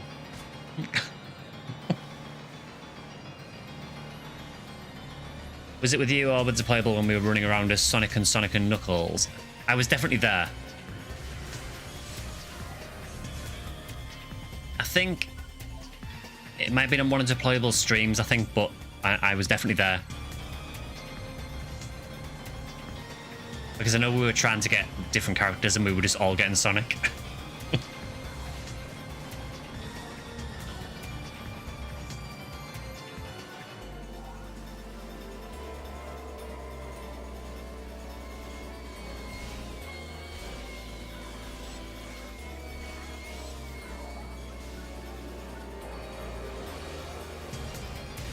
Yeah, I guess this is one of the things I love about games like PSO, PSU, the fact that you can just do really stupid stuff like this if you want to.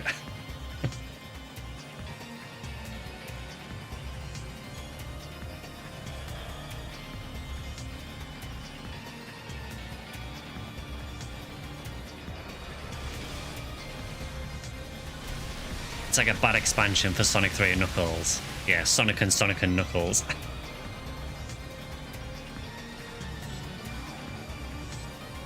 Speaking of which, isn't the new Sonic Generations and Shadow out soon? I'm sure I saw recently that it had been leaked accidentally. Which doesn't surprise me because it feels like every game gets leaked lately.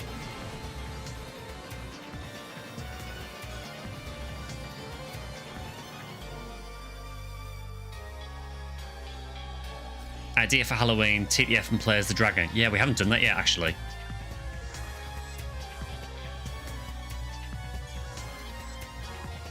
Hello, sir? This guy he just refused to die. He was just like, well, if I make it so you can't hit me, you can't kill me. Either that or he was just frozen in horror by being surrounded by a group of frogs.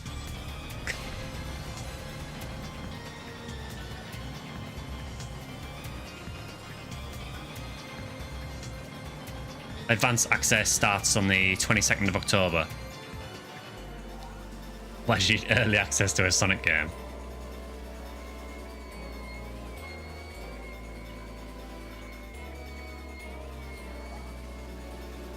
I kind of feel that kind of game though is it's like the perfect perfect game for Switch. Also, what is going on here? I'm pretty sure it wasn't meant to let me run here. Well, here we are, in the void.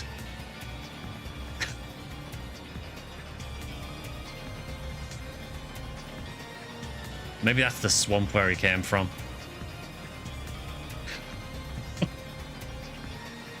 So, can you let me go to the next block? Am I allowed to go there? Or am I just banned here? Oh, no, I'm allowed now. Okay.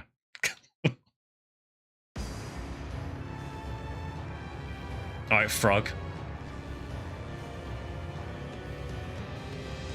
Frog suit now with built-in hacks. Yeah, apparently.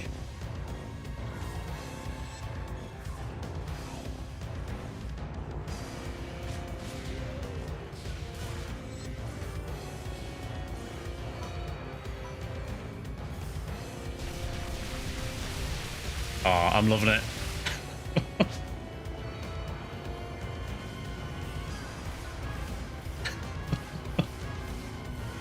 So we now have purple one as well, so it's like the frog ranking, so you know, me and Pika are like the bottom of the pecking order here with the bog standard guys.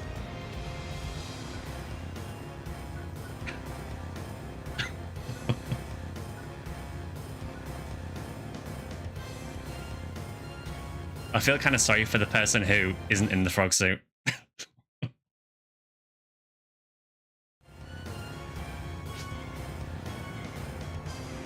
That's an ultimate variant. The random can be the frog queen. I mean, maybe.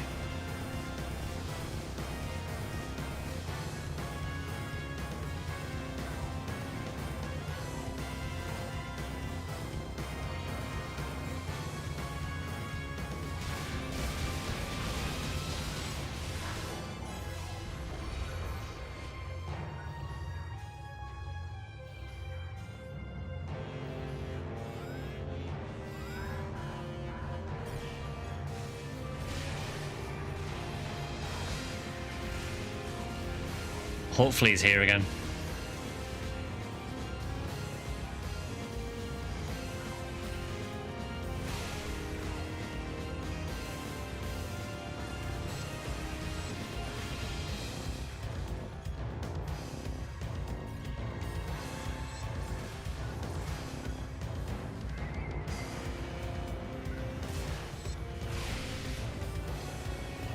The game actually launches on the 25th of October, so you can play 4 days early if you're desperate. Yeah, I don't see being able to play a Sonic game 4 days early is that much of an incentive, really. So I understand early access a bit more for if it's like an online game or something. I guess maybe you can get a bit of a head start, but I generally don't bother with early access.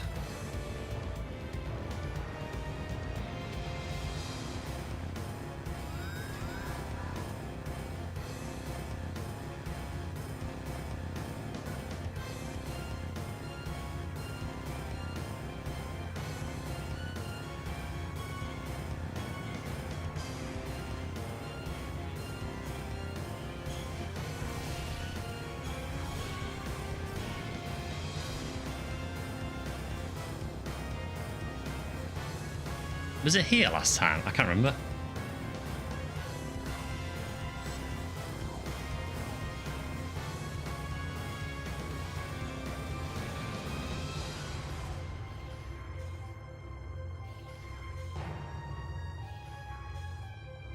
Just pretend every game launches a year later, it's what I do. By that time it's been beta tested by thousands of players. Should be less buggy and it'll be $5.99 on Steam.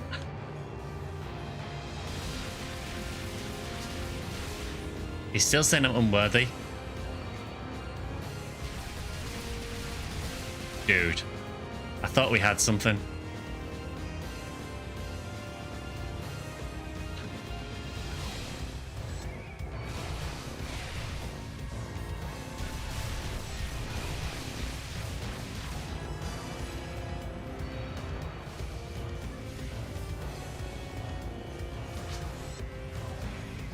Bob, please, we also frog.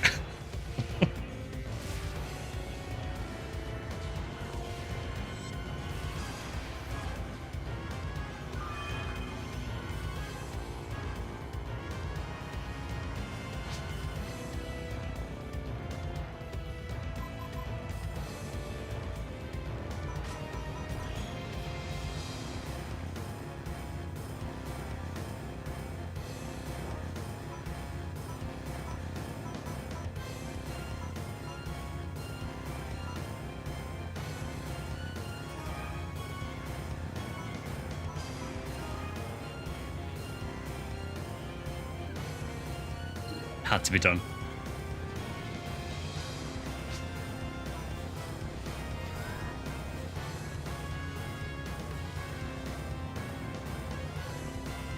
Yes, I really don't know what the idea of that guy is then.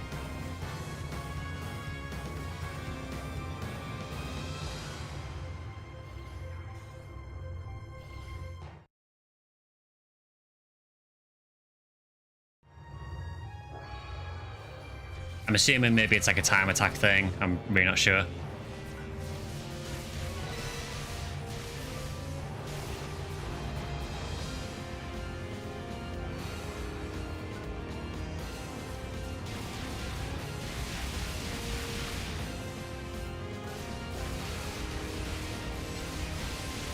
At least you have the idea for a PSU lore video. Bob the Frog, the secret life of PSU's most deeply written NPC.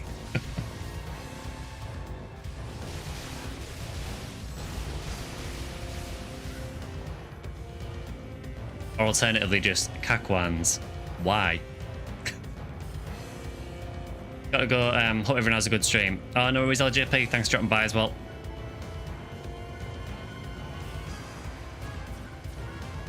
And hope you have a good week.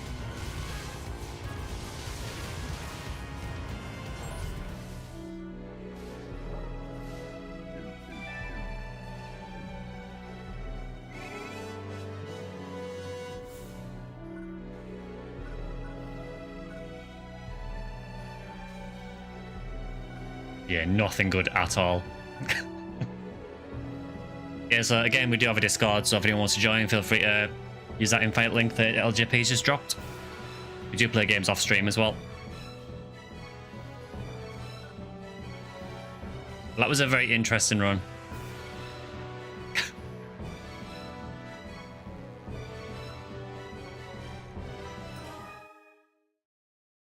You think you can do S3 now? Oh, cool.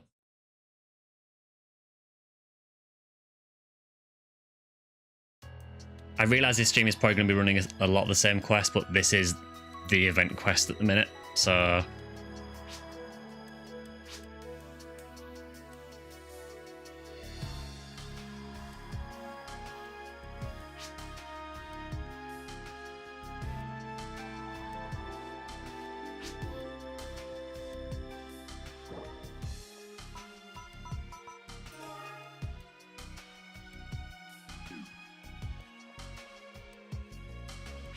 I love how dumb this game is.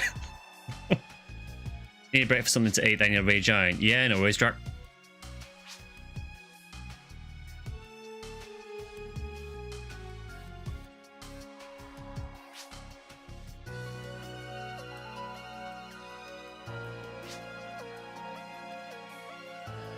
So, I'll start another one up in the meantime. You're going to remove the suit? Yeah, to be honest, I think I might remove the suit because I don't want to be associated with him now, after he still called me a scoundrel for wearing his suit. I don't appreciate that. Where does the word gamba come from? Vector keeps saying it. I assume it's referred to gambling, but those in the lobby just said it. Is it a young person word?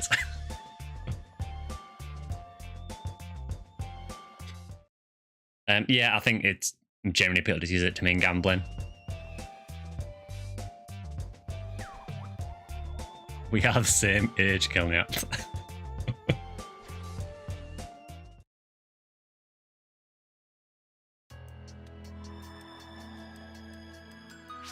Right, please just get me out of this into literally anything else.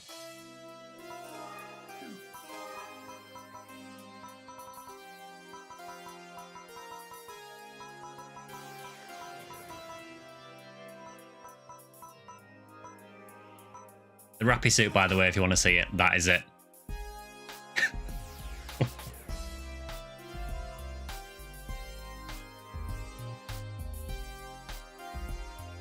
Beautiful. I mean, if you say so. I think it's even worse than the Kakwan suit.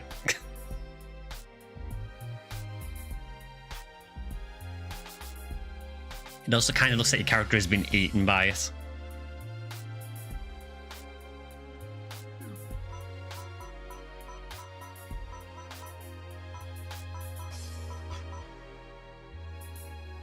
Tell you what, we'll go with some PSO.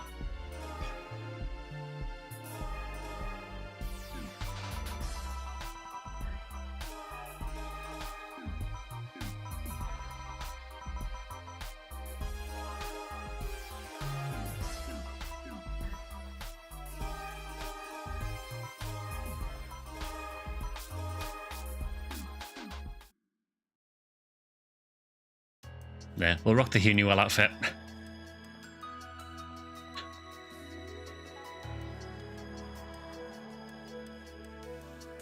I like a pick. It's like, how do I get out of this outfit?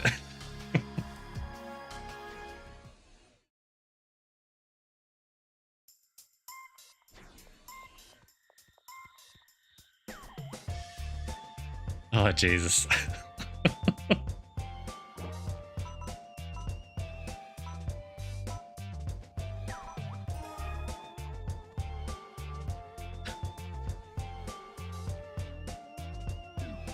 I mean, that is majestic.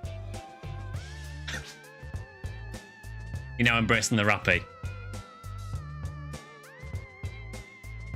Lobby is pretty cool and the music is too. Yeah, this is the PSU Halloween music. Which I know might sound obvious, but a lot of these servers tend to alternate the music between the different games. And even in NGS, to be honest, NGS alternates the music between the PSU and PSO Halloween music. I think I actually prefer the PSU Halloween music to PSO, just because I've heard Weird Night so much, which is the PSO theme. It's kind of burnt into my memory, the PSO one now, so I kind of like the PSU one.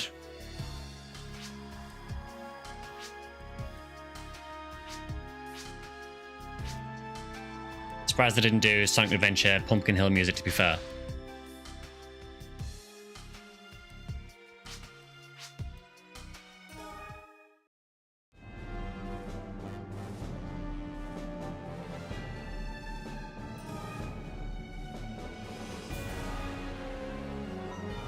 So yeah, there's your ultimate quest, by the way, so for that you need to be level 190. Yeah, pop in jump scare from the lobby rando. Yeah, the cut-in chats on PSU are very in your face and take up a ton of the screen.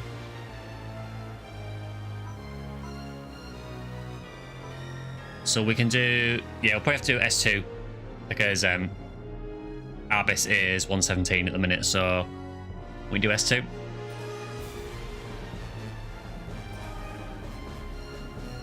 Person in the rappy suit needs to do a cut-in chat.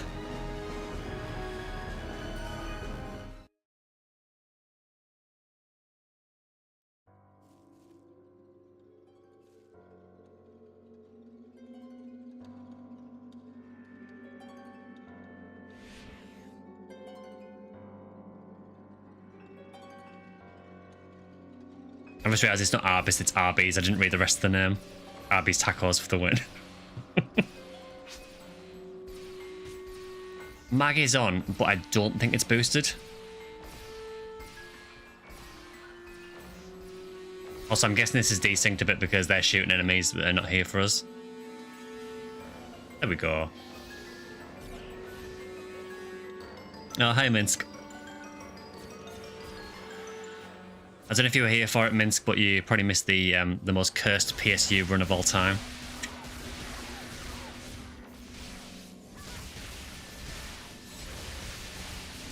Ah, Phantasy Star, always with the desync. You're not wrong. We had some horrible desync in challenge mode as well when we played it off stream.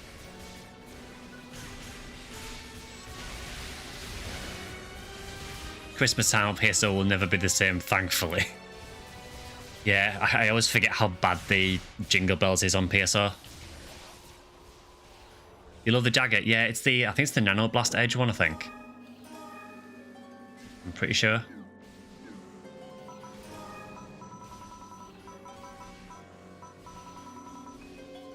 Yeah, Nano Blast Edge. It's not the U1, unfortunately, but it does look really cool, though. It's the Edgelord dagger. I mean, it's literally from the Black Nano Blast from Infinity.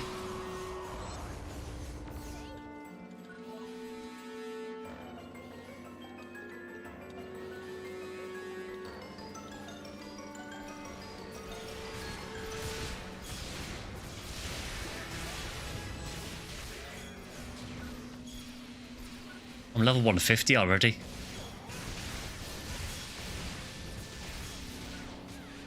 The same energy as Starkiller holding his lightsaber on Force Unleashed. It's reverse grip.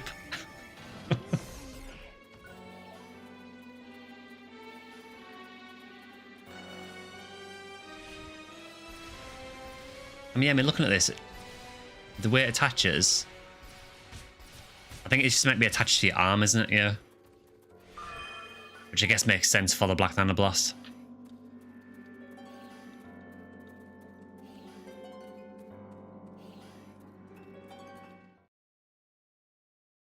I have a feeling we went different ways there. Oh no, we didn't. So before stream, I spent like 45 minutes redoing your learnt fort and art because it's so limiting. But it's so nice to have so many options on Acromaster. Yes, one of the things I don't like about PSU, I think it's about, is it 36 or 32 fort and art that you're allowed to learn? Somewhere on there. Was I seeing someone using Rambling Mare? You might have been. There are a lot of PSO items in this. They are using Dark Meteor at the minute.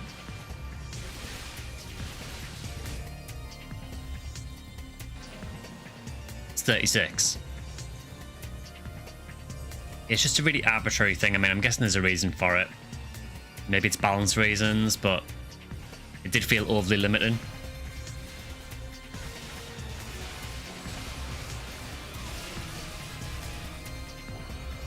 Yeah, this experience is just stupid. Kind of feels like the Affinia event.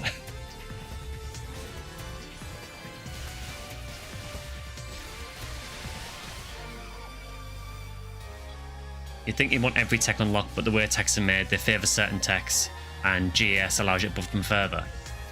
Yeah, I seem to remember that some techs are just like not really worth using. Is Dark Meteor actually good in PSU? Honestly, I have no idea. The problem with this is there tends to be several versions of each weapon, so you tend to have like ultimate versions, and then some of them have ultimate plus versions as well.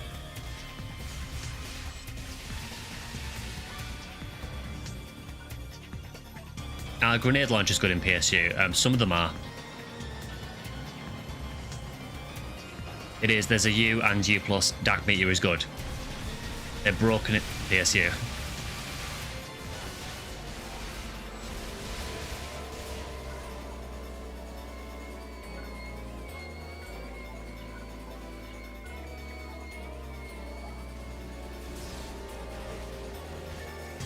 Oh, you got a Belra cannon.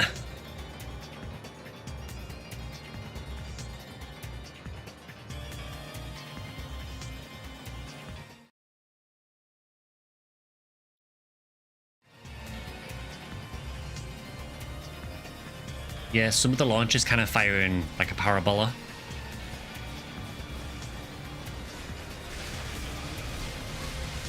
So they're actually firing an arc, which makes them, some of them a little bit awkward to use, but once you figure out the range, it's not too bad. There's a bullet skill that allows you to Zerk launcher shots.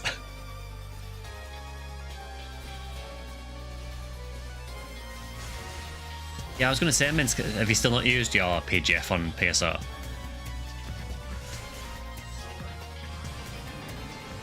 It's kind of annoying with PGF, honestly, in PSO, because it just kind of feel like there is only one worthwhile use for it.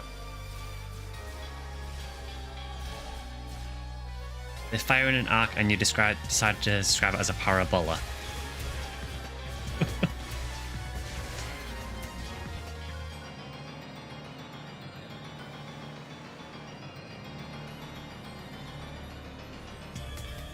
To be fair, it's probably the only time I'm going to get to use that word.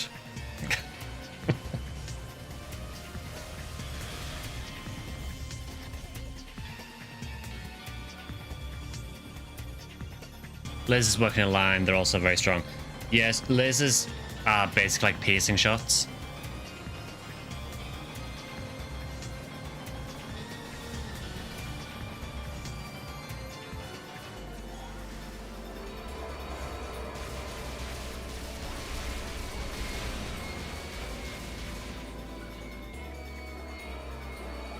I like how I nano blasted and everything just disintegrated immediately.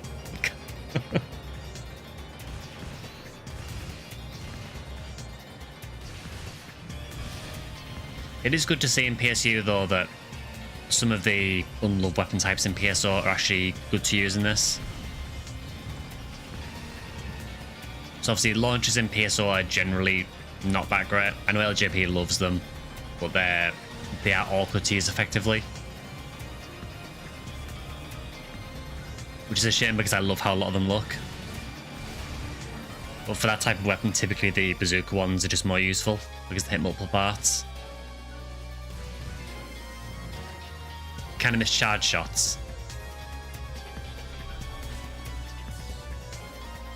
Lasers fire parallel to the ground, commonly known as a straight line.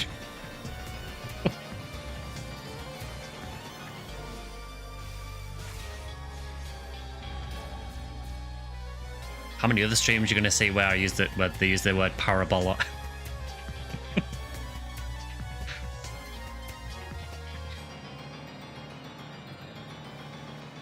Break out the sine wave.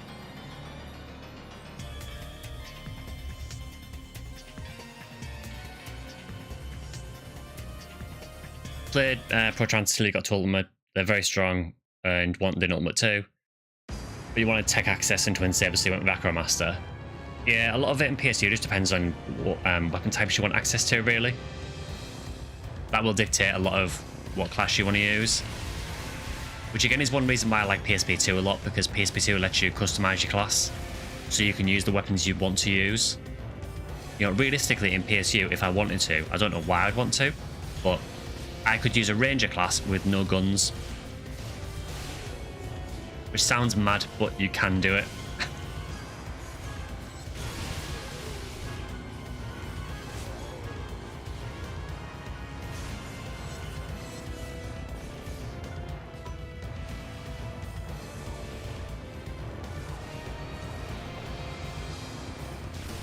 Sounds like it'd be a cool game, actually. Guns fire sounds insane in line, solve the patterns, but sounds too much.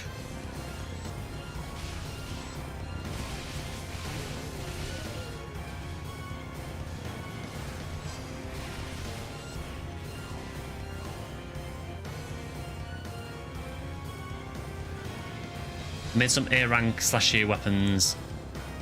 They're very solid. So even if you pick a type with A ranks, it's still very strong. I didn't realise that, actually. I've always kind of assumed in PSU that pretty much anything with the A rank is just not worth using later on.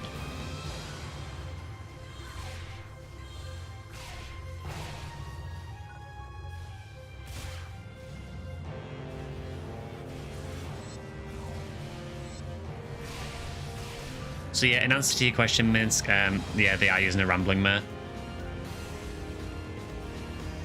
It is a bit smaller in PSU, actually. It actually looks more of a reasonable size, I think. In PSO, it's absolutely huge. It just looks ridiculous.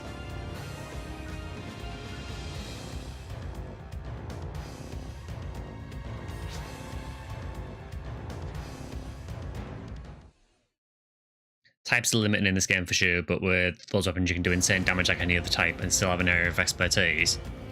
I'm glad they did that, because it does kind of feel in PSU that you are very tied to the weapons that you are specialised in.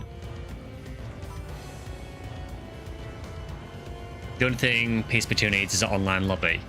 Yeah, if only. I know there are still ways to play it online, but I know it's not the easiest thing to set up.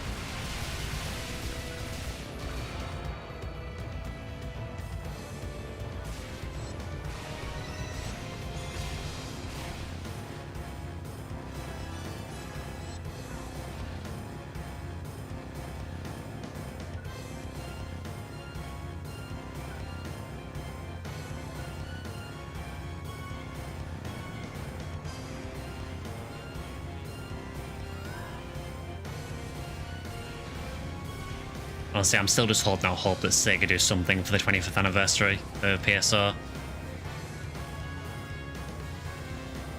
I'm literally hoping for anything at this point. Well, anything beyond an NGS scratch. It doesn't even need to be PSO. You could even release PSP2 and PSP2 Infinity on Steam, HD upscaled. I would take that.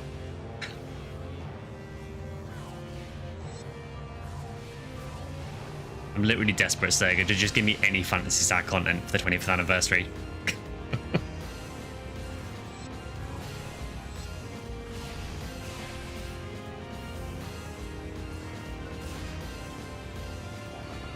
Sega hates Phantasy Star. I mean, they love it in Japan.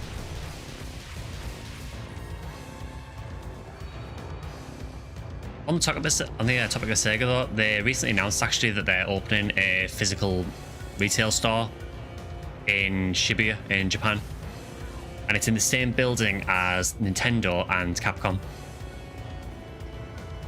Now, I plan on going to Japan next year again. That is going to be a very expensive building, I feel. Still doing C mode post stream. If we get enough people, if people are interested, I can play it for a little bit.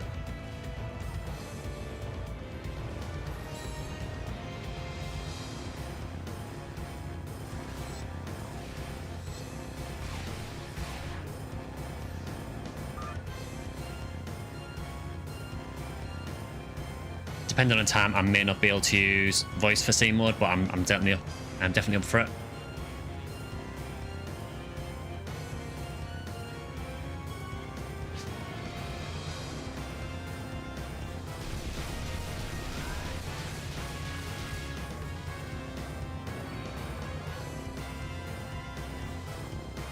This guy's voice actor can only work so late.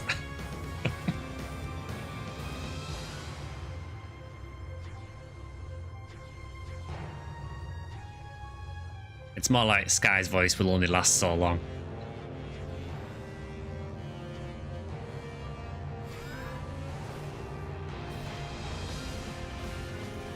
I seriously don't know how some streamers do like these streamathons where they'll stream for, you know, 8-10 plus hours. I don't know how anyone does that. By the time I've done a 3-hour stream, my voice is dying.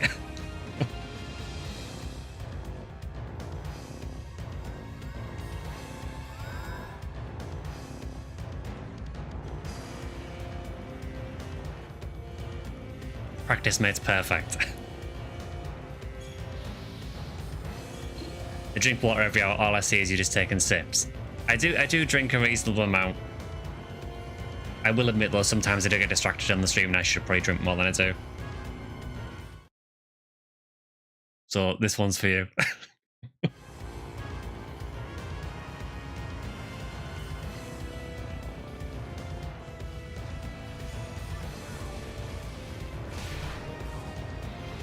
You go through like 3 2-litre bottles of water a day.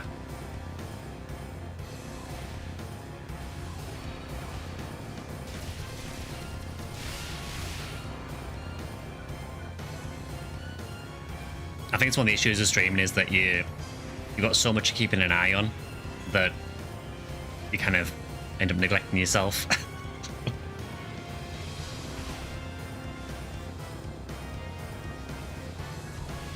Some people are just natural talkers. Yeah, I mean, honestly, I am not at all. The stream is probably the most I talk during the week.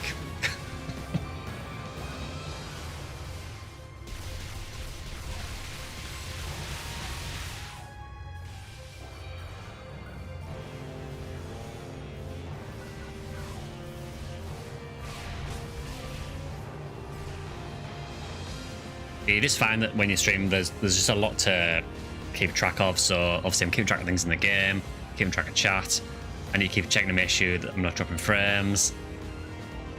There's a lot you get distracted by, so yeah, it's really easy to forget to actually, you know, think of yourself.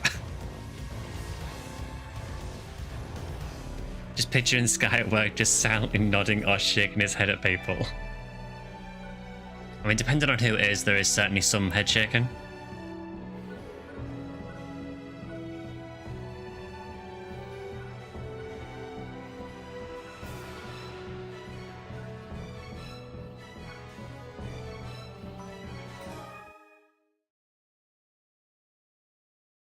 Yeah, I should probably get one of those, Vector, honestly.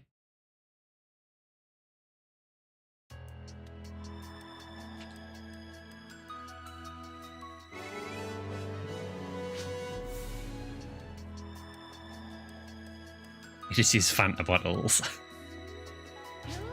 Speaking of Fanta, I tried, there's a limited one in the UK at the minute. I think it's tied in with like the new Beetlejuice film. I think it's meant to be apple flavour, and it was the most disappointing thing I've ever drank.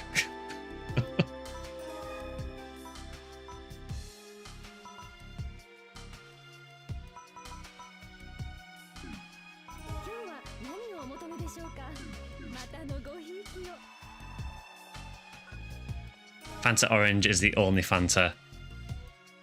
For everything else, there's Dr. Pepper.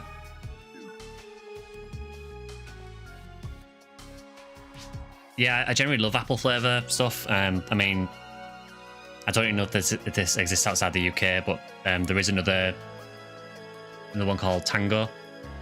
And apple tango is really, really nice. But the Fanta just, yeah, not good. I don't think I've tried the grape Fanta, honestly.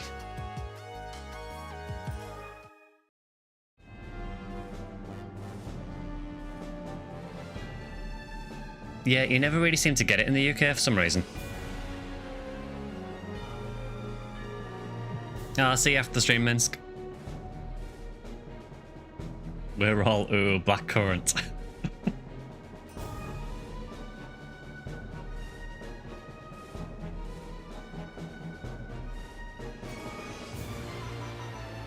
Yeah, I have heard that before, Victor, that if you keep using soda bottles, eventually the plastic does start to break down.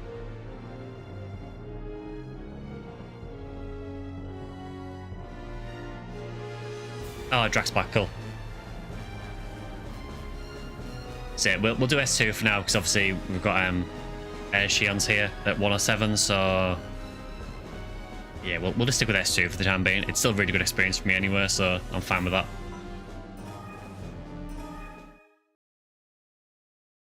Killian has an iron stomach, so you're fine.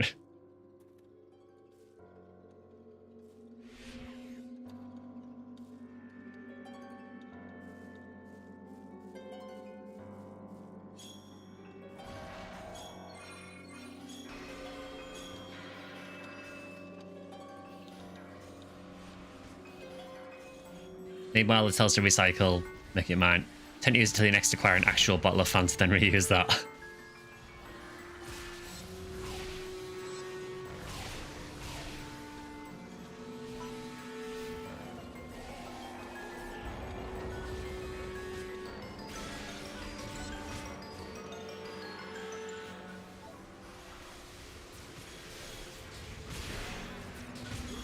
Yeah, I will say I do tend to drink a lot less of, I guess, what most people here would call soda. I really don't drink that much of it now.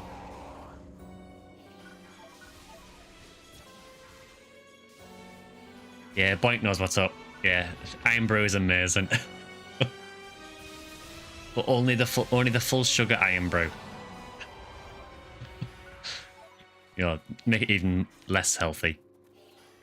Sugar-free Iron Brew is awful.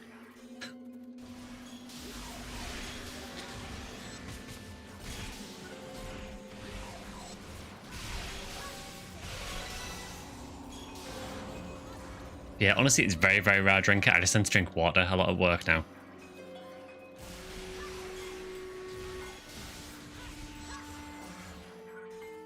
Dr. Pepper's your favourite? No idea what the flavour is other than nice. I've always thought, to me, it kind of tastes like a mixture of...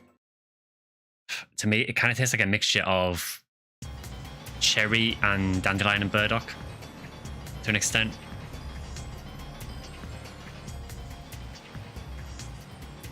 Drink brandy, maybe some gin mixed with beer. Not at work, I hope.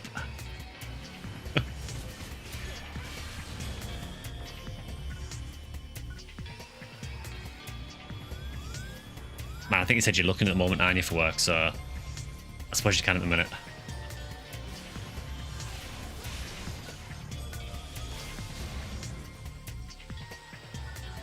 I was laughing to see people saying that, like, they're doing things like watching the stream from work, because I know for a fact if I tried doing that, I'd just get fired. I guess it depends on where you work.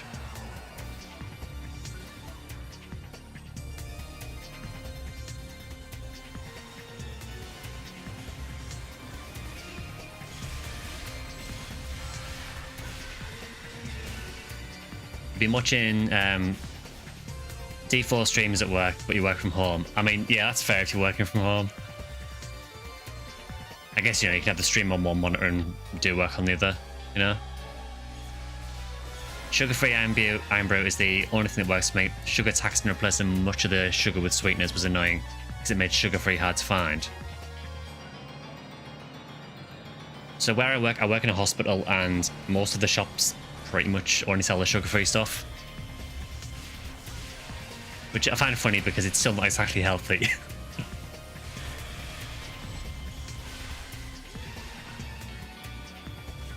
You're just waiting for the paperwork of the power plant, but it's election soon, so gotta wait. Well, hopefully not waiting too long.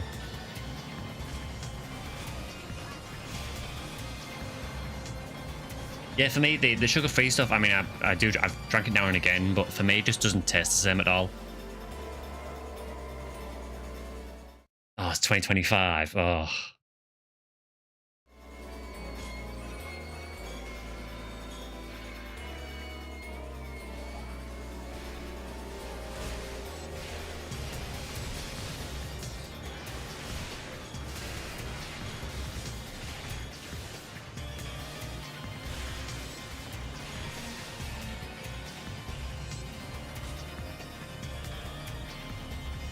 Just 2 seconds, guys. I just need to quickly sort something. I'll be back in a sec. I'll just catch up.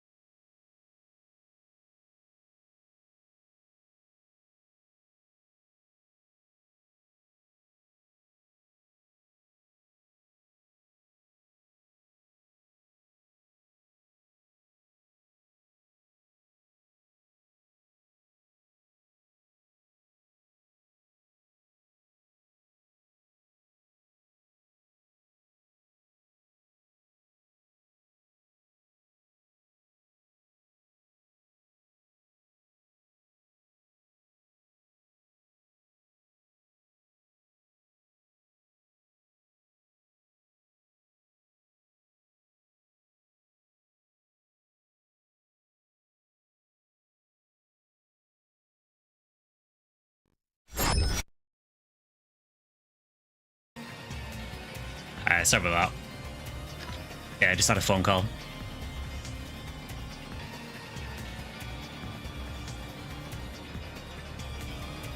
It was definitely not the police.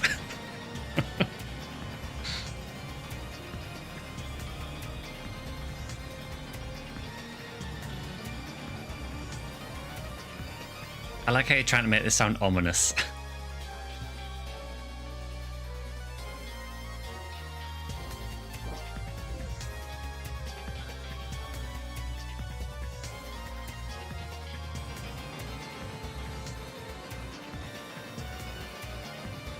It's what you do best, making things sound ominous. I mean, you're not wrong.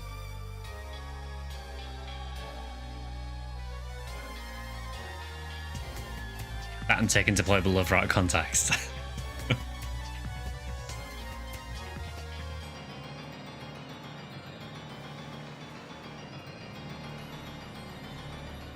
I'm gonna guess they've gone this way.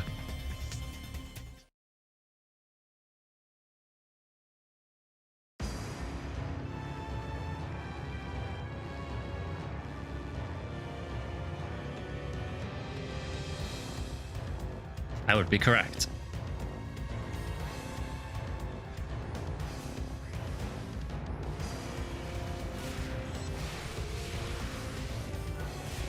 There was a 50-50 chance. But given as we've done this for the last few runs, I thought it was a pretty safe bet.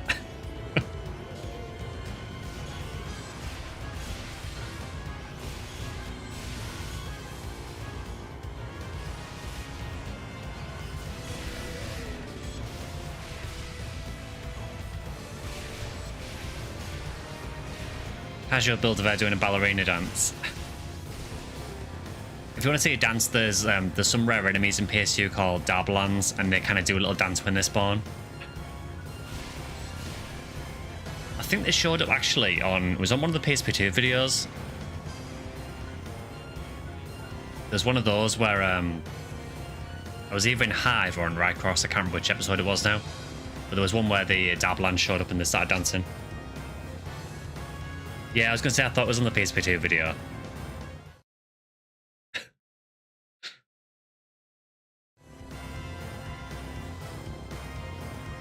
Kind of funny because they're these big horrific looking seed forms, but they just do a little dance when they spawn.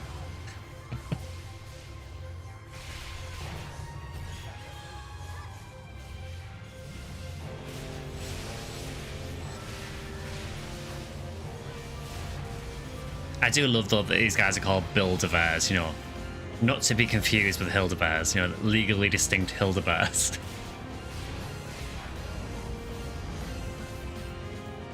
They might think you're a horrific looking seed form. They might.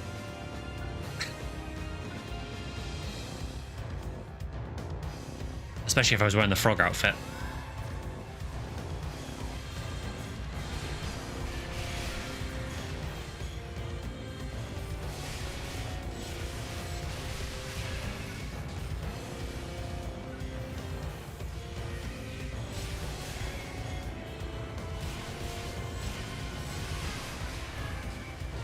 You never connected Build-A-Bear to Hilda-Bear.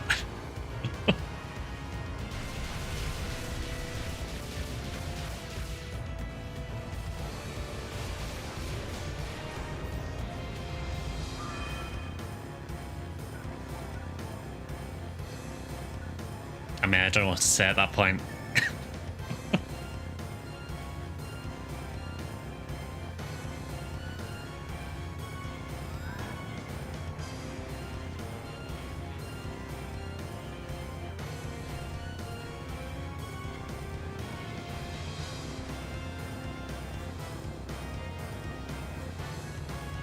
Oh, you read it as like via.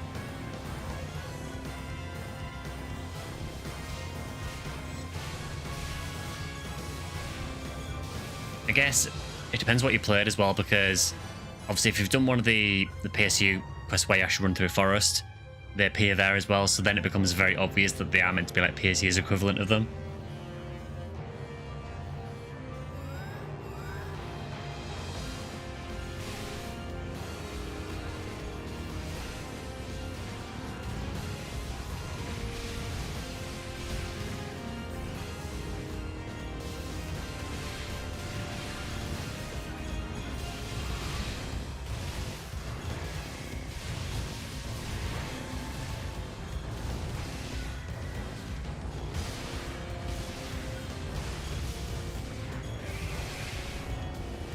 You've always associated them with Mode 2, but you did start with PSP 1.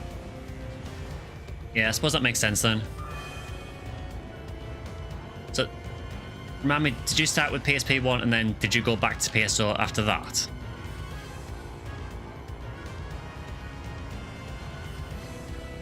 Or had you played PSO before?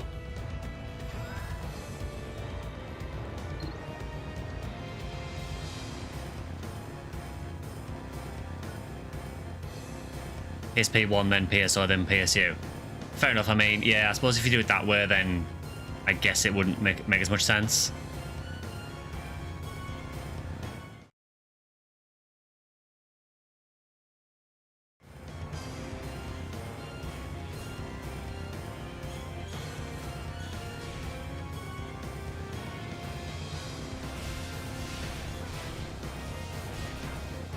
It's an interesting point to come into the franchise as well with PSP 1. I would imagine that most people probably started with either PSO or PSU.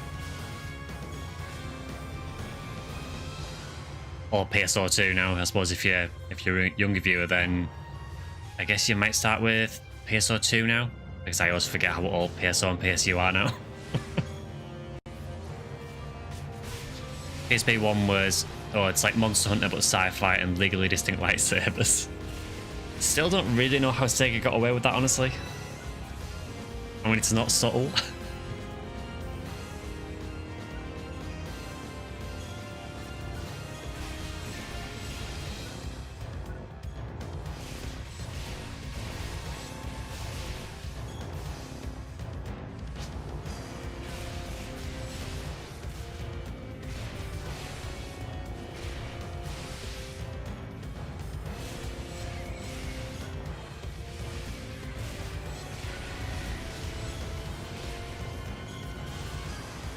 You always liked how even his lightsaber legs, they actually look sharp on PSU though.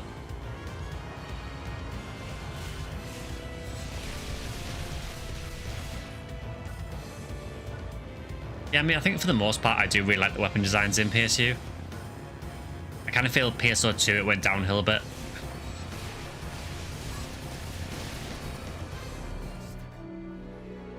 Tyler basically spawned, ran around a bit and died.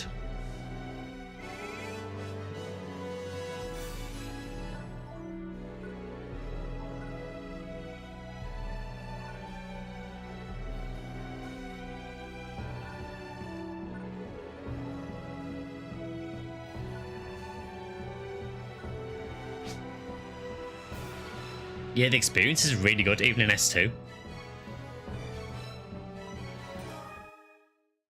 It's like Tyler in the story cutscenes, law accurate, turns up, runs around a bit and dies. Did I see a gun named Shagger? Yes, you probably did. Welcome to PSU.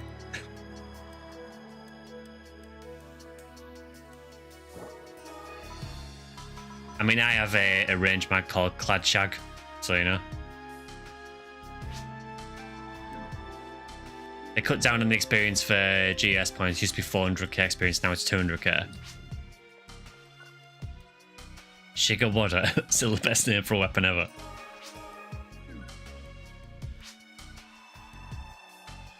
I raise you, Ank Booty.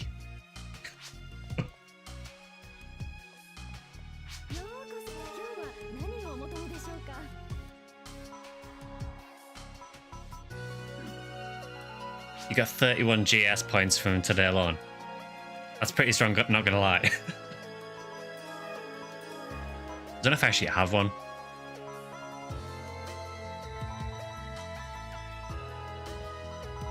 Oh, I don't think I do.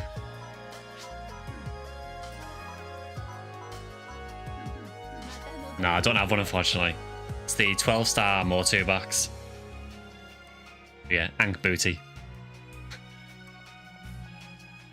Every time you say Flugelguard, I think Gesundheit.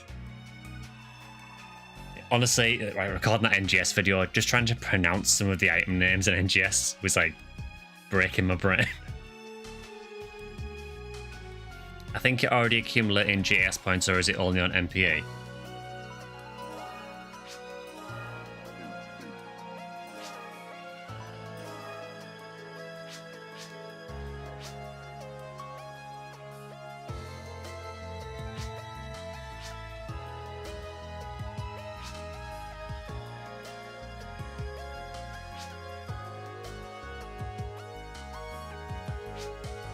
Also, GS is 25, so it's the AP, okay. Yes, I am accumulating it, apparently. Here you go, the Kilniath. Proof that NGS is not the first game to have revealing outfits. There you go. PSU started it.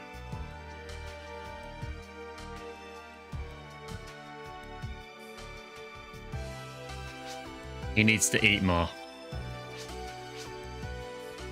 No, there was literally someone stood next to him as well. Where'd they gone? There, the counter.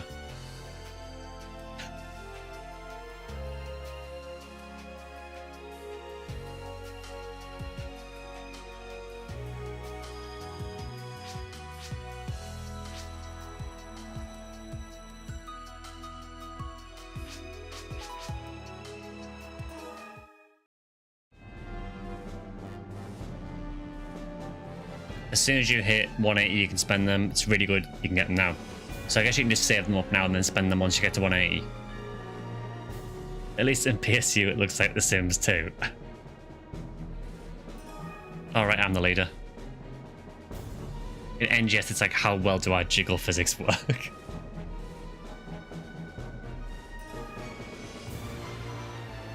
I mean, I'm not going to lie, a lot of the outfits, particularly for the female outfits, are pretty revealing in NGS. That's kind of how it's been for a while. That is a really good point. Yeah, PSU also had it.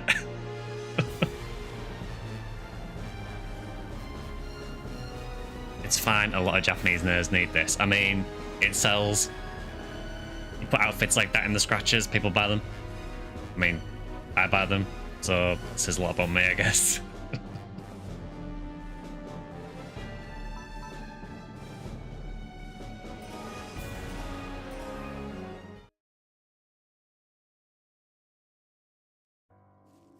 I still maintain that even with the outfits, NGS does have one of the best character creators. Sky's part of the problem confirmed. I am not ashamed to admit it, I am part of the problem. Thing is, for me, it's easier as well, because I'm an NGS creator. Sega basically give me premium.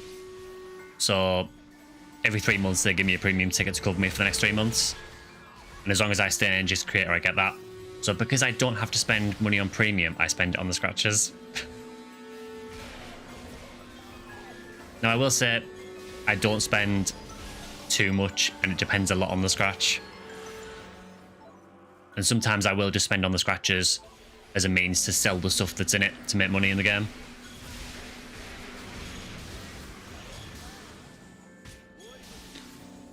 Because quite often you'll get what I call revival scratches, where they'll bring back really popular stuff. So if you pull on those, even if you don't spend that much money, you can just get a ton of stuff to sell in your player shop and get loads of Mazetta. You spent money every ninja scratch, the only time mailware is good. Yeah, generally the mailware is just not worth anything. Which I guess says a lot again about the player base. To be fair, I saw someone in D4 wearing basically BDSM gear, though they were a necromancer, so I guess it checks out.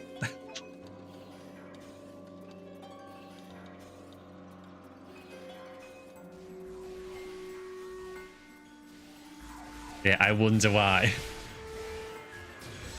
Yeah, not at all to do with the fact that probably 90% of the player base is female characters. Again, I am part of the problem.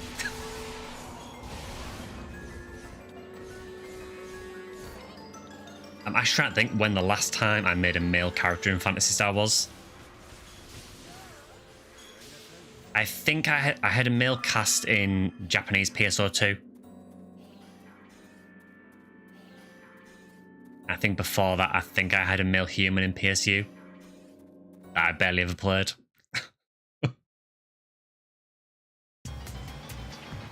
Most Phantasy Stars have a female pro tag. I'll take that as an excuse to use a female.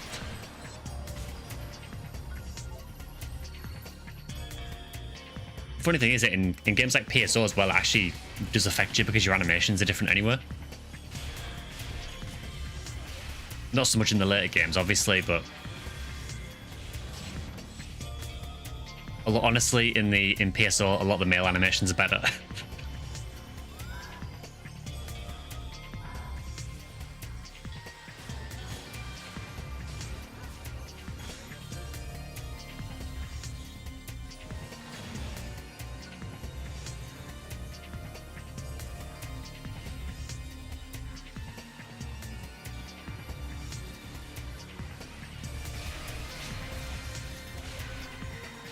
Been leveling Gigranting Gazonde really fast. Is it increased experience on Fortnite as well at the moment, or is it just because we're running this a lot? I guess this does have a lot of enemies that are clustered together, so it probably does level those techs faster.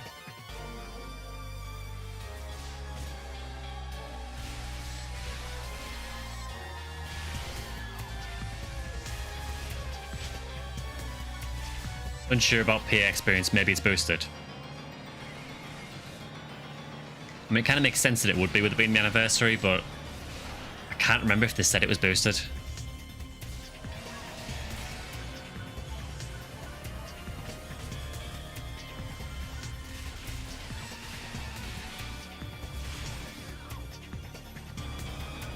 Kind of feeling PSU that you just kind of ignore a lot of what goes around you, so yeah, the stuff's spitting mega everywhere, and you just kind of run through a lot of it, and it just doesn't really matter too much. Now and again, I'll get caught out by it. If I tried doing that in PSO, I'd be dead constantly.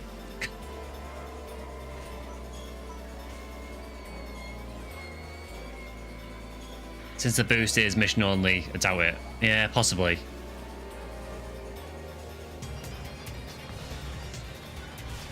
basically what you do on D4 later game.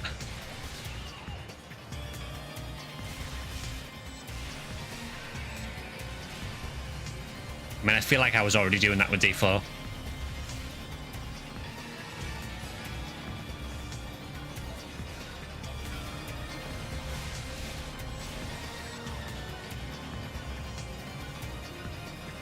You know, while you and Vector were basically, well, you know, you and Vector were basically knowing what you were doing, I was just hanging back and pretending I was, you know, contributing to it at all.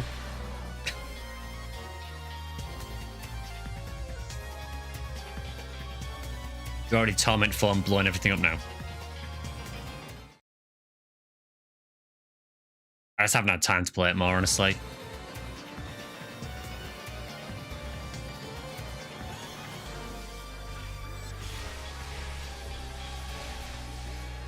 You know, trying to balance all the channel stuff, along with D2, D4, NGS.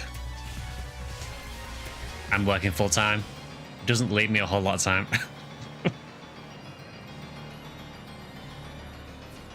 You were contributing, at least we're all same level. You should see when Vector and I play, it's like I'm just doing a casual 2 while he kills everything in seconds.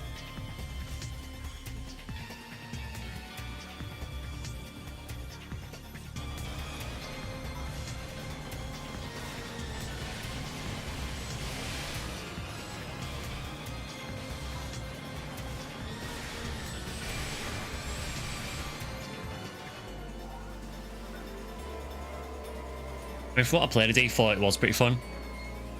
I don't know if we'll play it much more on stream or not, but it seemed like a pretty fun game.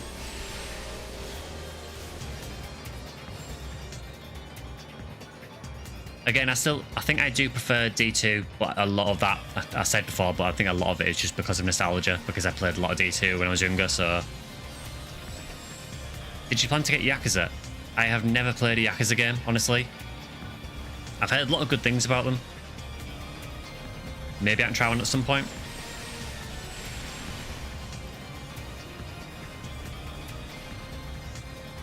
Got into the franchise from Phantasy Star 4, and seeing PSU in a magazine was what solidified my interest in Dreamcast enough to persuade your parents to get it for your brother and I. So the story of the games has always been a big part for me. Yeah, and I think that is something that has fallen off to an extent. NGS story in particular is a bit of an issue, so NGS's story, a lot of the start of it is you doing a lot of running around and, you know, doing a lot of odd jobs basically and not really advancing the story much. Then a lot happens in one chapter, things start to get interesting, and then we don't get another story chapter until next year, at which time we will have forgotten everything that's happened. So that is one of the huge problems with NGS at the minute. For the early games though, like PSO, I do feel like the story is a big part of why I like it so much. You know, one reason I've done the lore playthrough.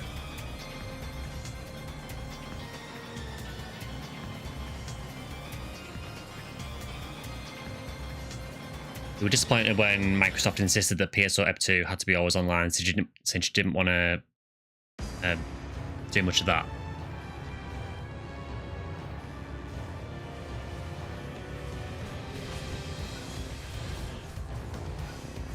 Was that for the Xbox version then, Richard? Because for episode 1 and 2, I only ever played the GameCube version.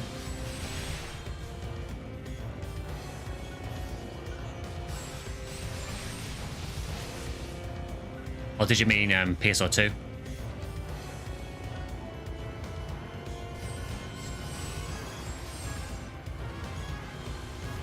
Because then obviously for the GameCube PSO you could play it offline.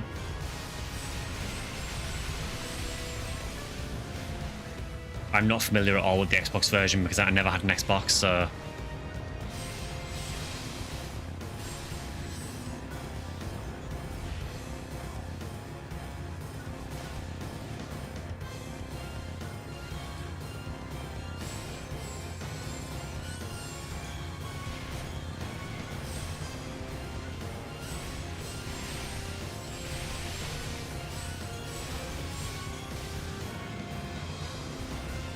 I think it's really interesting regarding PSO though as well that a lot of people only have played it offline.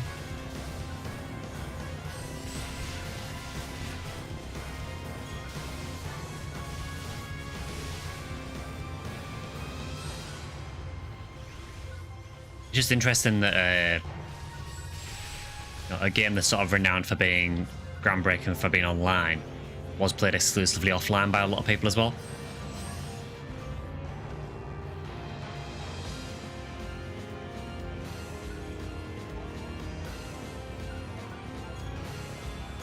It looks like Kilnath's still trying to chase Victor around in Diablo, I'm guessing.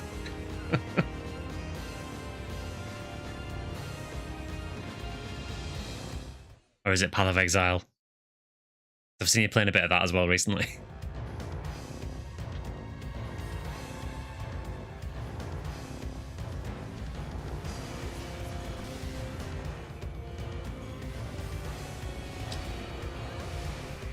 POA, Sable message, you might actually like this guy.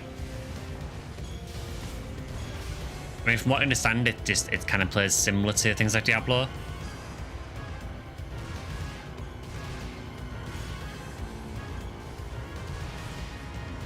PoE beta coming in November, so I'll play that as well.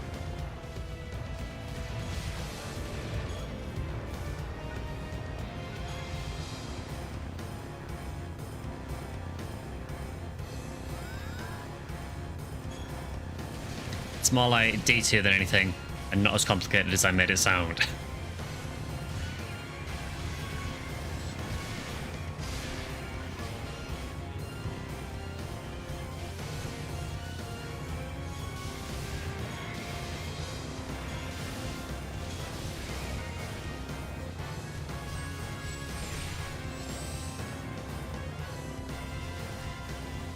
Yeah, I mean, again, if people have suggestions for games you'd like to see me try, feel free to drop them in the suggestions channel on the Discord.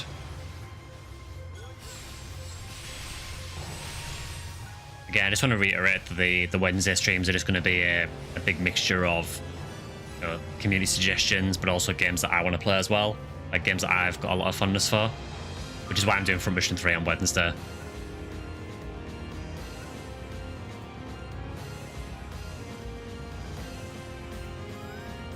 Skill tree is huge, but you start off at your class's starting point and take it naturally from there.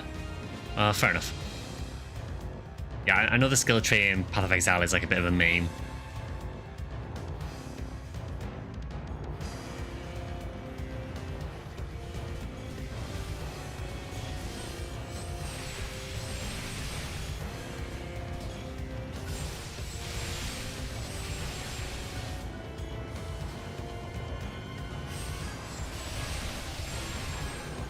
But it's been quite fun checking out this PSU event. I do feel like it is a bit repetitive just having the one quest. I know there's a few different routes in this quest, but it would be nice to have a little bit more, I guess.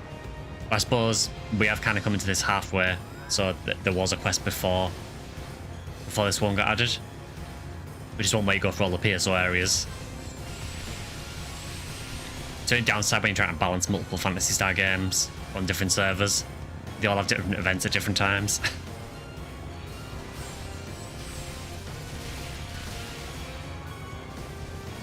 Though being a PSO player used to that, I mean, I am. I mean, there's nothing more repetitive than TDF.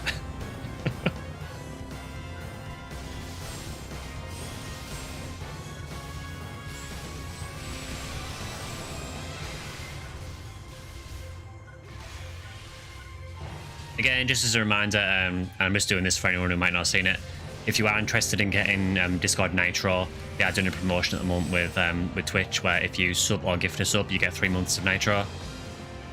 Again, as Kilnath said earlier, it apparently does auto-renew, so just be aware of that. If anyone who might want to get Discord Nitro, that is an option.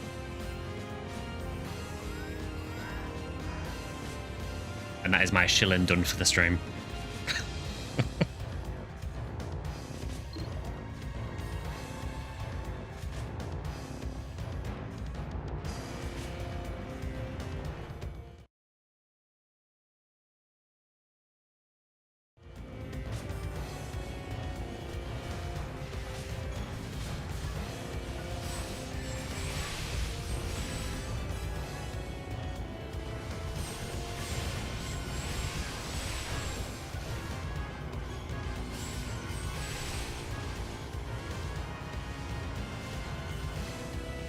Also find it kind of funny in PSU that when you get the rare animation, you tend to get tons of them, like huge spawns of them.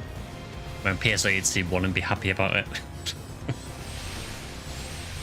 Downside being is that in PSU they just never seem to really drop anything.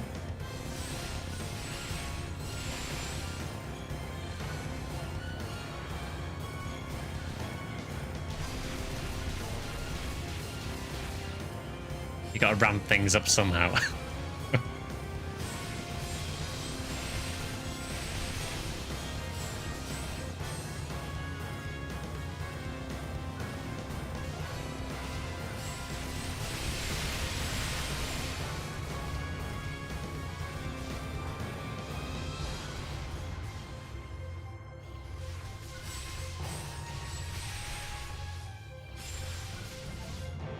So I know we tend to talk about this quite often, but there is another contender for games that might have the worst player counts. I know we've obviously talked about Concord a lot. There is another game, the Bandai Namco one that just launched recently called Unknown, I think it's called Unknown 9. And that apparently is launched to an even lower Steam player count than Concord. So I don't know what's going wrong this year, but apparently it's even worse than Concord for player count. Unknown 9, that's unknown to me. Apparently, so Bandai Namco apparently bought the studio and they plan to do several games, comics, tons of things connected to this universe for this Unknown 9. And it's launched, and I think at last count it had about 200 and something people playing on Steam.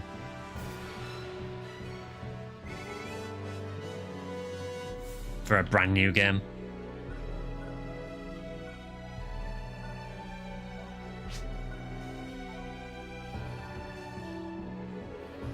Oh, did you get a rare mission, Drac?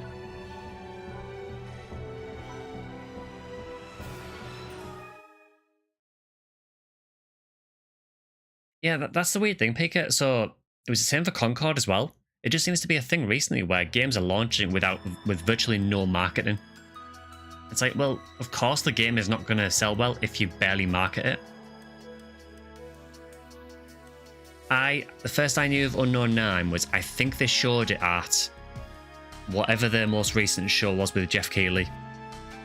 The last Summer Games Fest or whatever it was. They showed it at that, and that was the first I'd ever heard of it, and it was released in a couple of months after. If no one knows your game is going to release, it's not going to do well.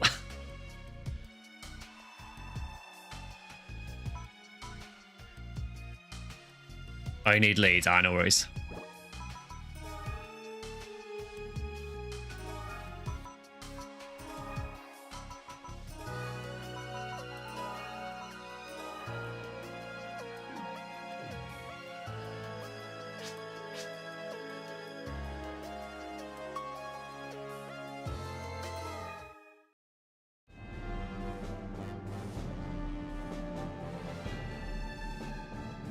But every Sword Art Online game, while there's elements of that game that are fantastic, you just feel like the dev teams are just really poor.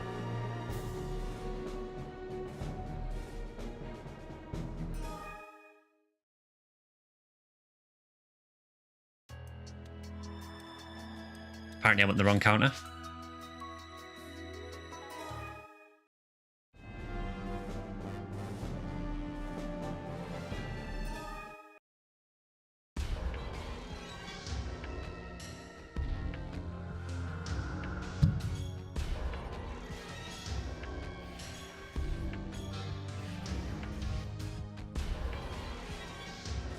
It's more easy to see people complain than trailer.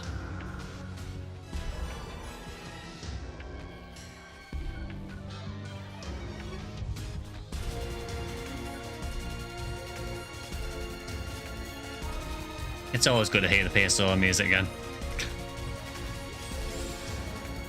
Even when we're not in PSO, we're in PSO.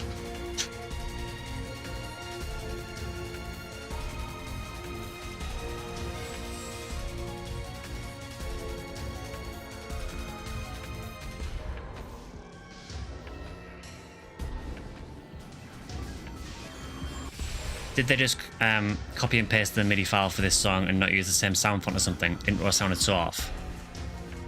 I'm not sure. I mean, it sounds pretty similar to me. You found a Dreamcast?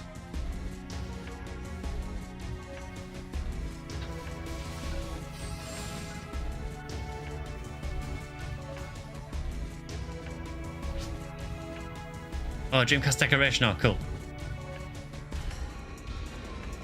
Kilniath has special ears. Oh, we can actually do a full run. We've actually got 4 people.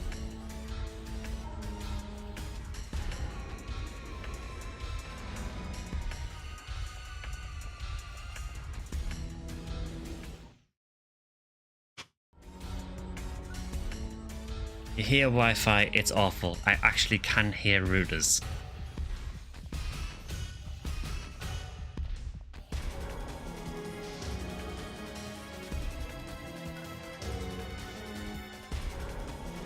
If things look like they're disintegrating, they are. The enemies in these quests have really reduced health, so...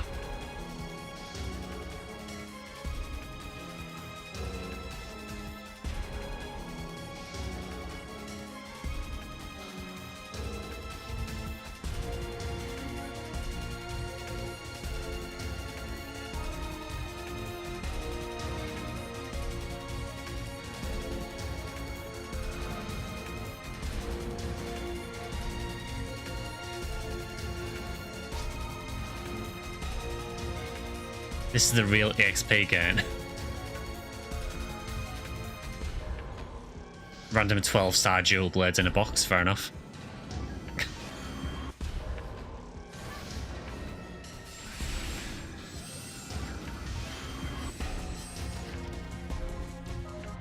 Yeah, it's kind of interesting with the PSO areas that they've kind of substituted some of the enemies.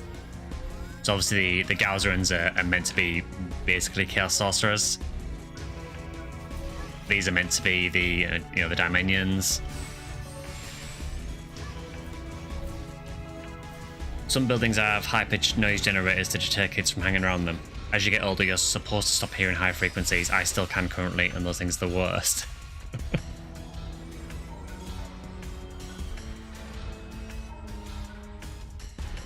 I didn't actually know that there's some buildings that do that.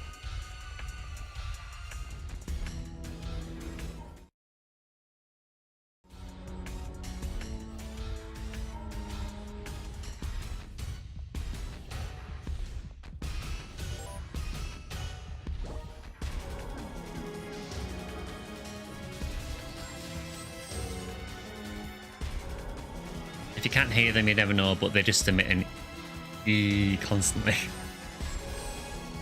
Is it just like a really high-pitched whine that they do?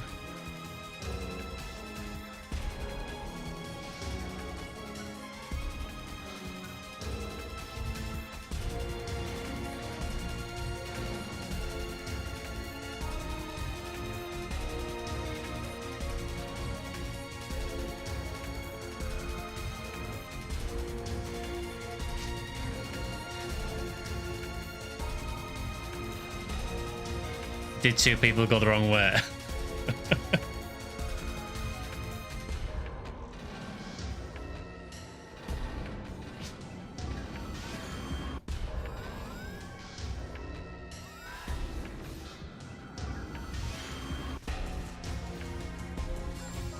Oh, we've got Darblans, but you can't see them. There you go, there's a dance. Go on, dance.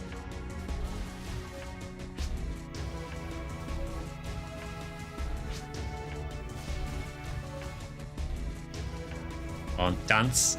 There we go. That's the enemies I was talking about earlier. It's a shame it's a dark room, so you can't really see them. 34k experience from them.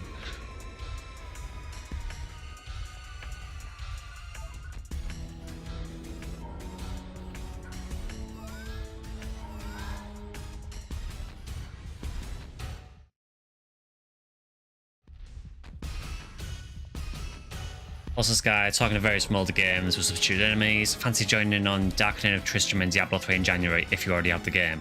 It's a retelling of Diablo 1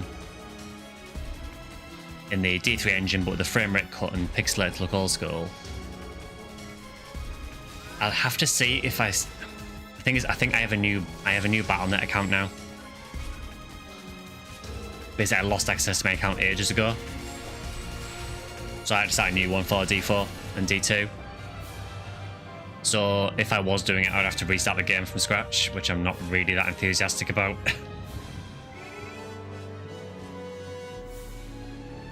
What's this event I keep reading about? So the event it's on Clementine PSU at the minute. It's their anniversary event. So at the moment they have the quest called Beckoning Woods, which I think has double experience, and I think there's double mission points as well for it.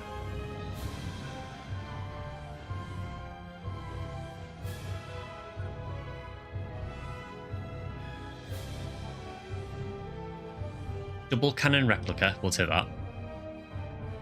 How is Lavis Blade's replica A rank? I mean, I'll take it. It's a PSO item, so... I mean, I guess they are replicas. Maybe that's why.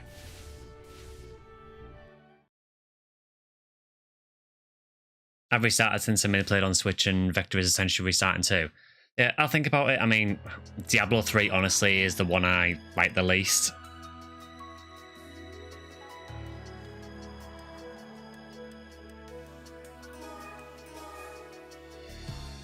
You said it's in January it's starting. Yeah, I'll have a think. I do much prefer D2 and even D4 over Diablo 3 though.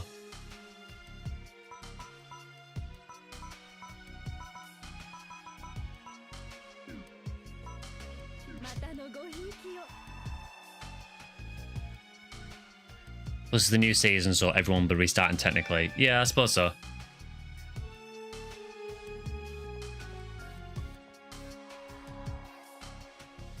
Alright, so this will probably be the last run for the stream, I think.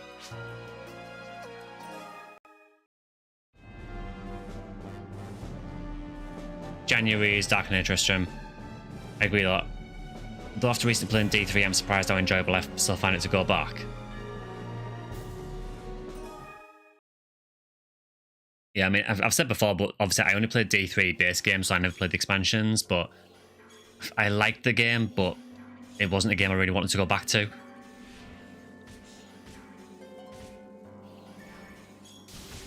probably know how it is, you know, there's some games where you play them and you just want to keep playing them. You know, obviously PSO is an easy example of that. There are some games where you play through them once and you feel, okay, I'm fine, I enjoyed my time with it, but I don't really want to touch it again. And D3 is kind of that for me. Where I'm happy I completed it, but I don't really have any desire to go back to it. So Kilniath playing Titan Quest, have you played that game before? No, I haven't. Is that another ARPG?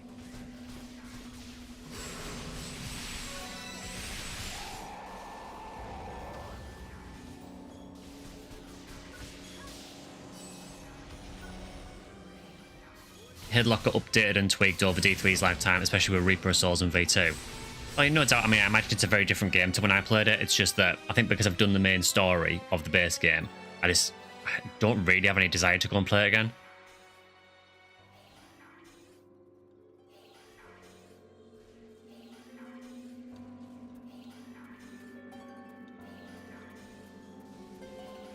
Titan Quest was highly reviewed, so I got it ages ago, but it's definitely more D2, but set in Greece, Egypt, and Persia. Okay. Oh, I got Gazon 41. This covers most of the screen now. Now, will the game let me go to the next block? It did.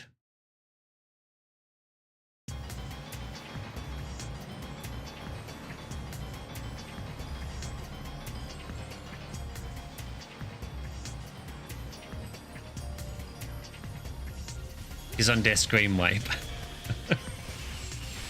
Yeah, some of the text in PSU at high level are ridiculously flashy. Although having said that, nothing really compares to NGS for flashy. But NGS, if you have a PSE burst, you literally can't see what you're doing.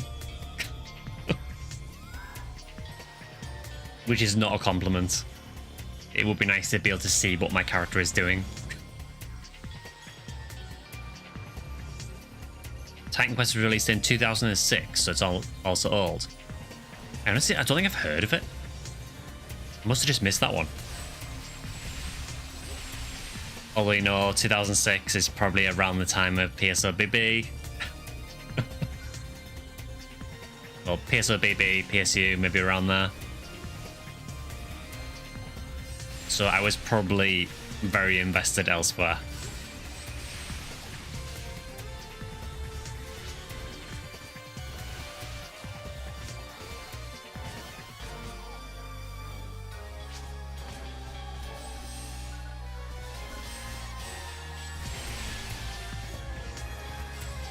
They're also making a Titan Quest 2, which looks really good.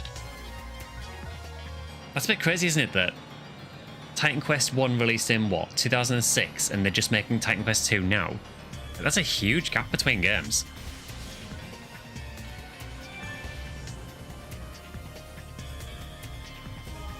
Thank you for the partner card. I'll send you mine.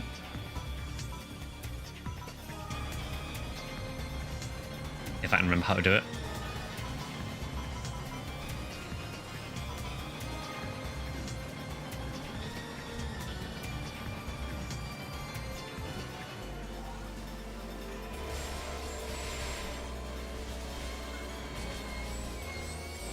And now it's in the lobby.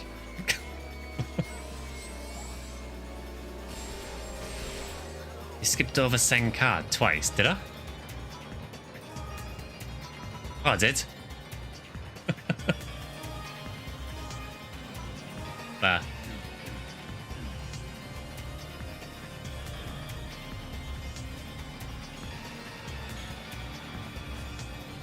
I think it's because I was looking for partner card. Again, blame PSP2.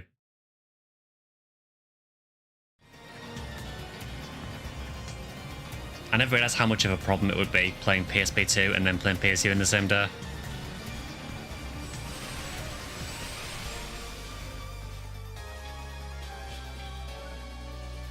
Just having a couple of the controls reversed just completely screws me over.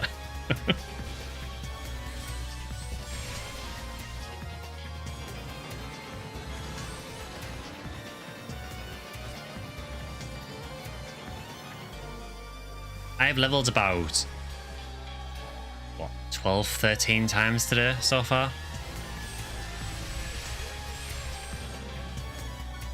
That's how I felt when I was playing PSO, PSP1, PS0 and PSO2 daily.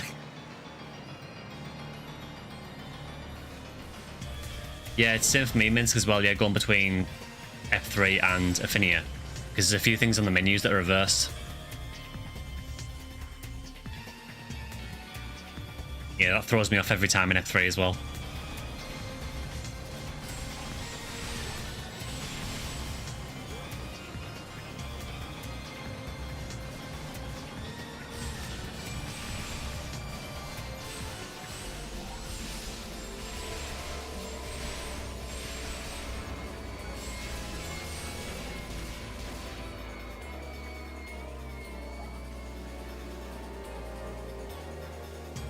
So Vector went from Titan Quest to D3 to Torchlight 1, Torchlight 2, Path of Exile, Torchlight 3, Last Epoch, Diablo 2, Diablo 4, Path of Exile 2. That is certainly a weird path.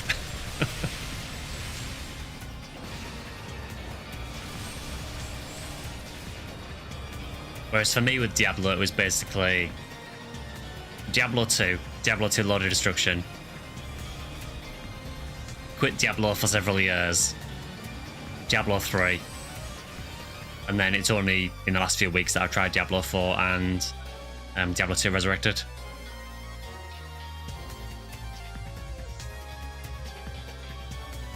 You're almost at the level that I started the stream at. The experience is crazy.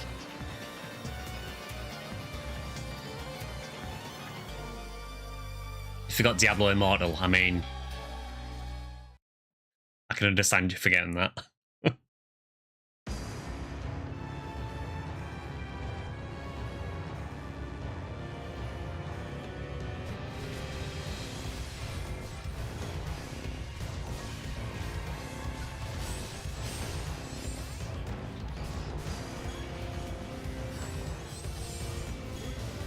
IRL news from Minsk. Floors officially vacuumed and mopped.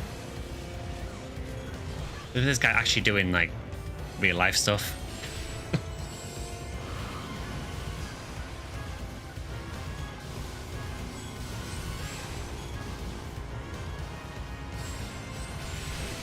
Yeah, it does seem like you're very into ARPGs, Vector.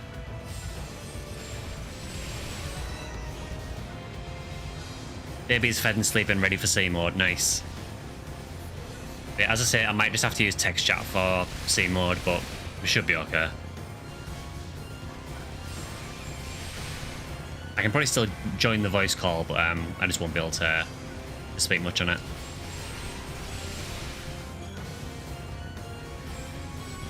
We'll just finish this quest and then we'll end the stream there. You use symbol chat for C mode. I mean, you do to an extent. So if you're wanting someone to follow you, you can use things like the hi emote to tell people to follow you.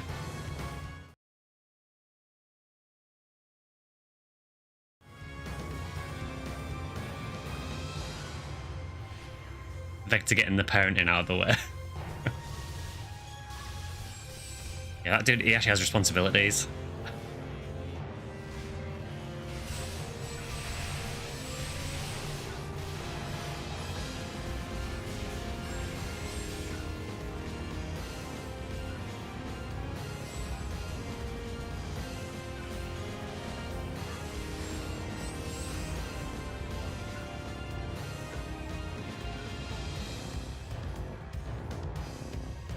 Yeah, I'm pretty sure that is not how you handle the baby kill now.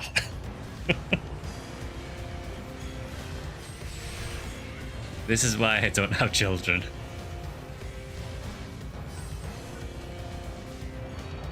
Hooks baby up to PSO VR.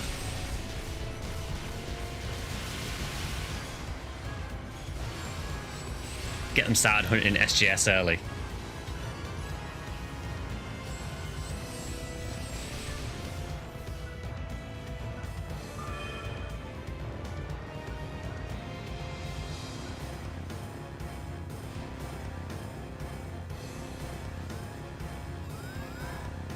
I like how someone had the forethought to pick the switch up. Everyone else just ignored it and ran off. Myself included.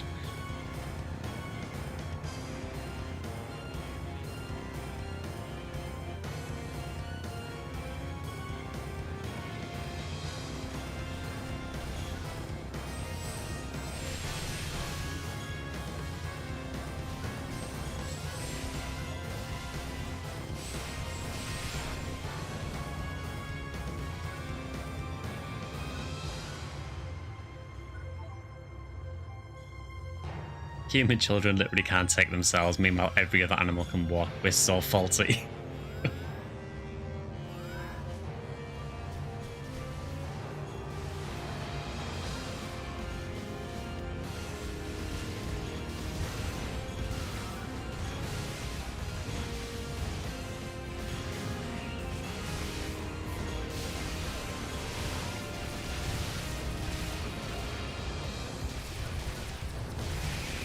So yeah, this is a pretty fun quest overall, but I couldn't see me running it over and over again for several days running, like PSO.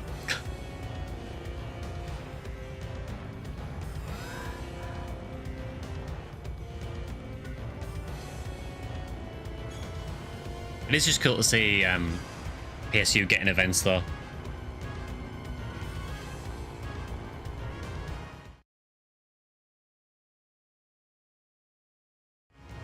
Can't run any content or any game over and over again unless it's randomized. Yeah, I get that.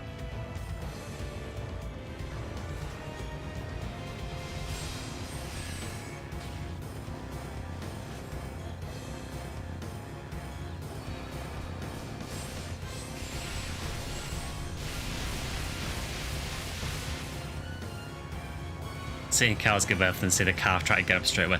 It's crazy that whenever I've seen that on TV, you know, they literally try standing up straight away.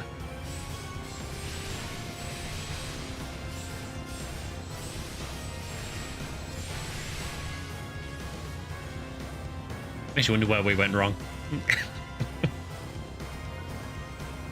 So when is the cow level for D4? I like how I can just tie it back to Diablo every time.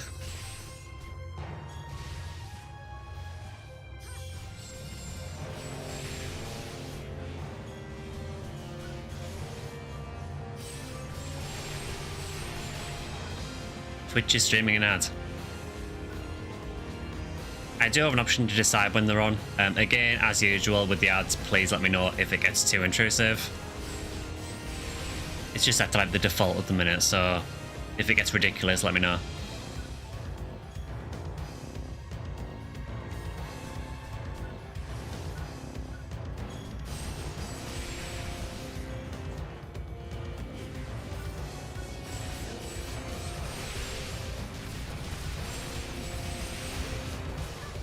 Classic Tyler showing up and dying again. It's like Tyler's like the easiest thing in the quest.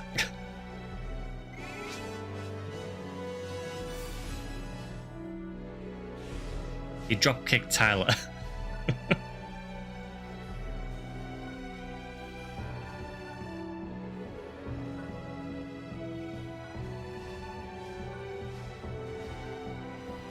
Normally watch on YouTube, so normally not a problem. No need to buy me a sub.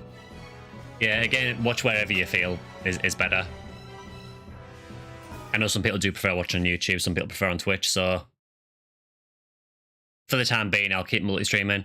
I know I've had problems with restream, but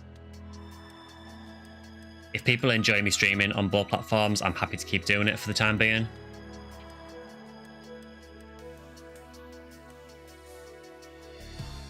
You're 42 AP from this session, not bad.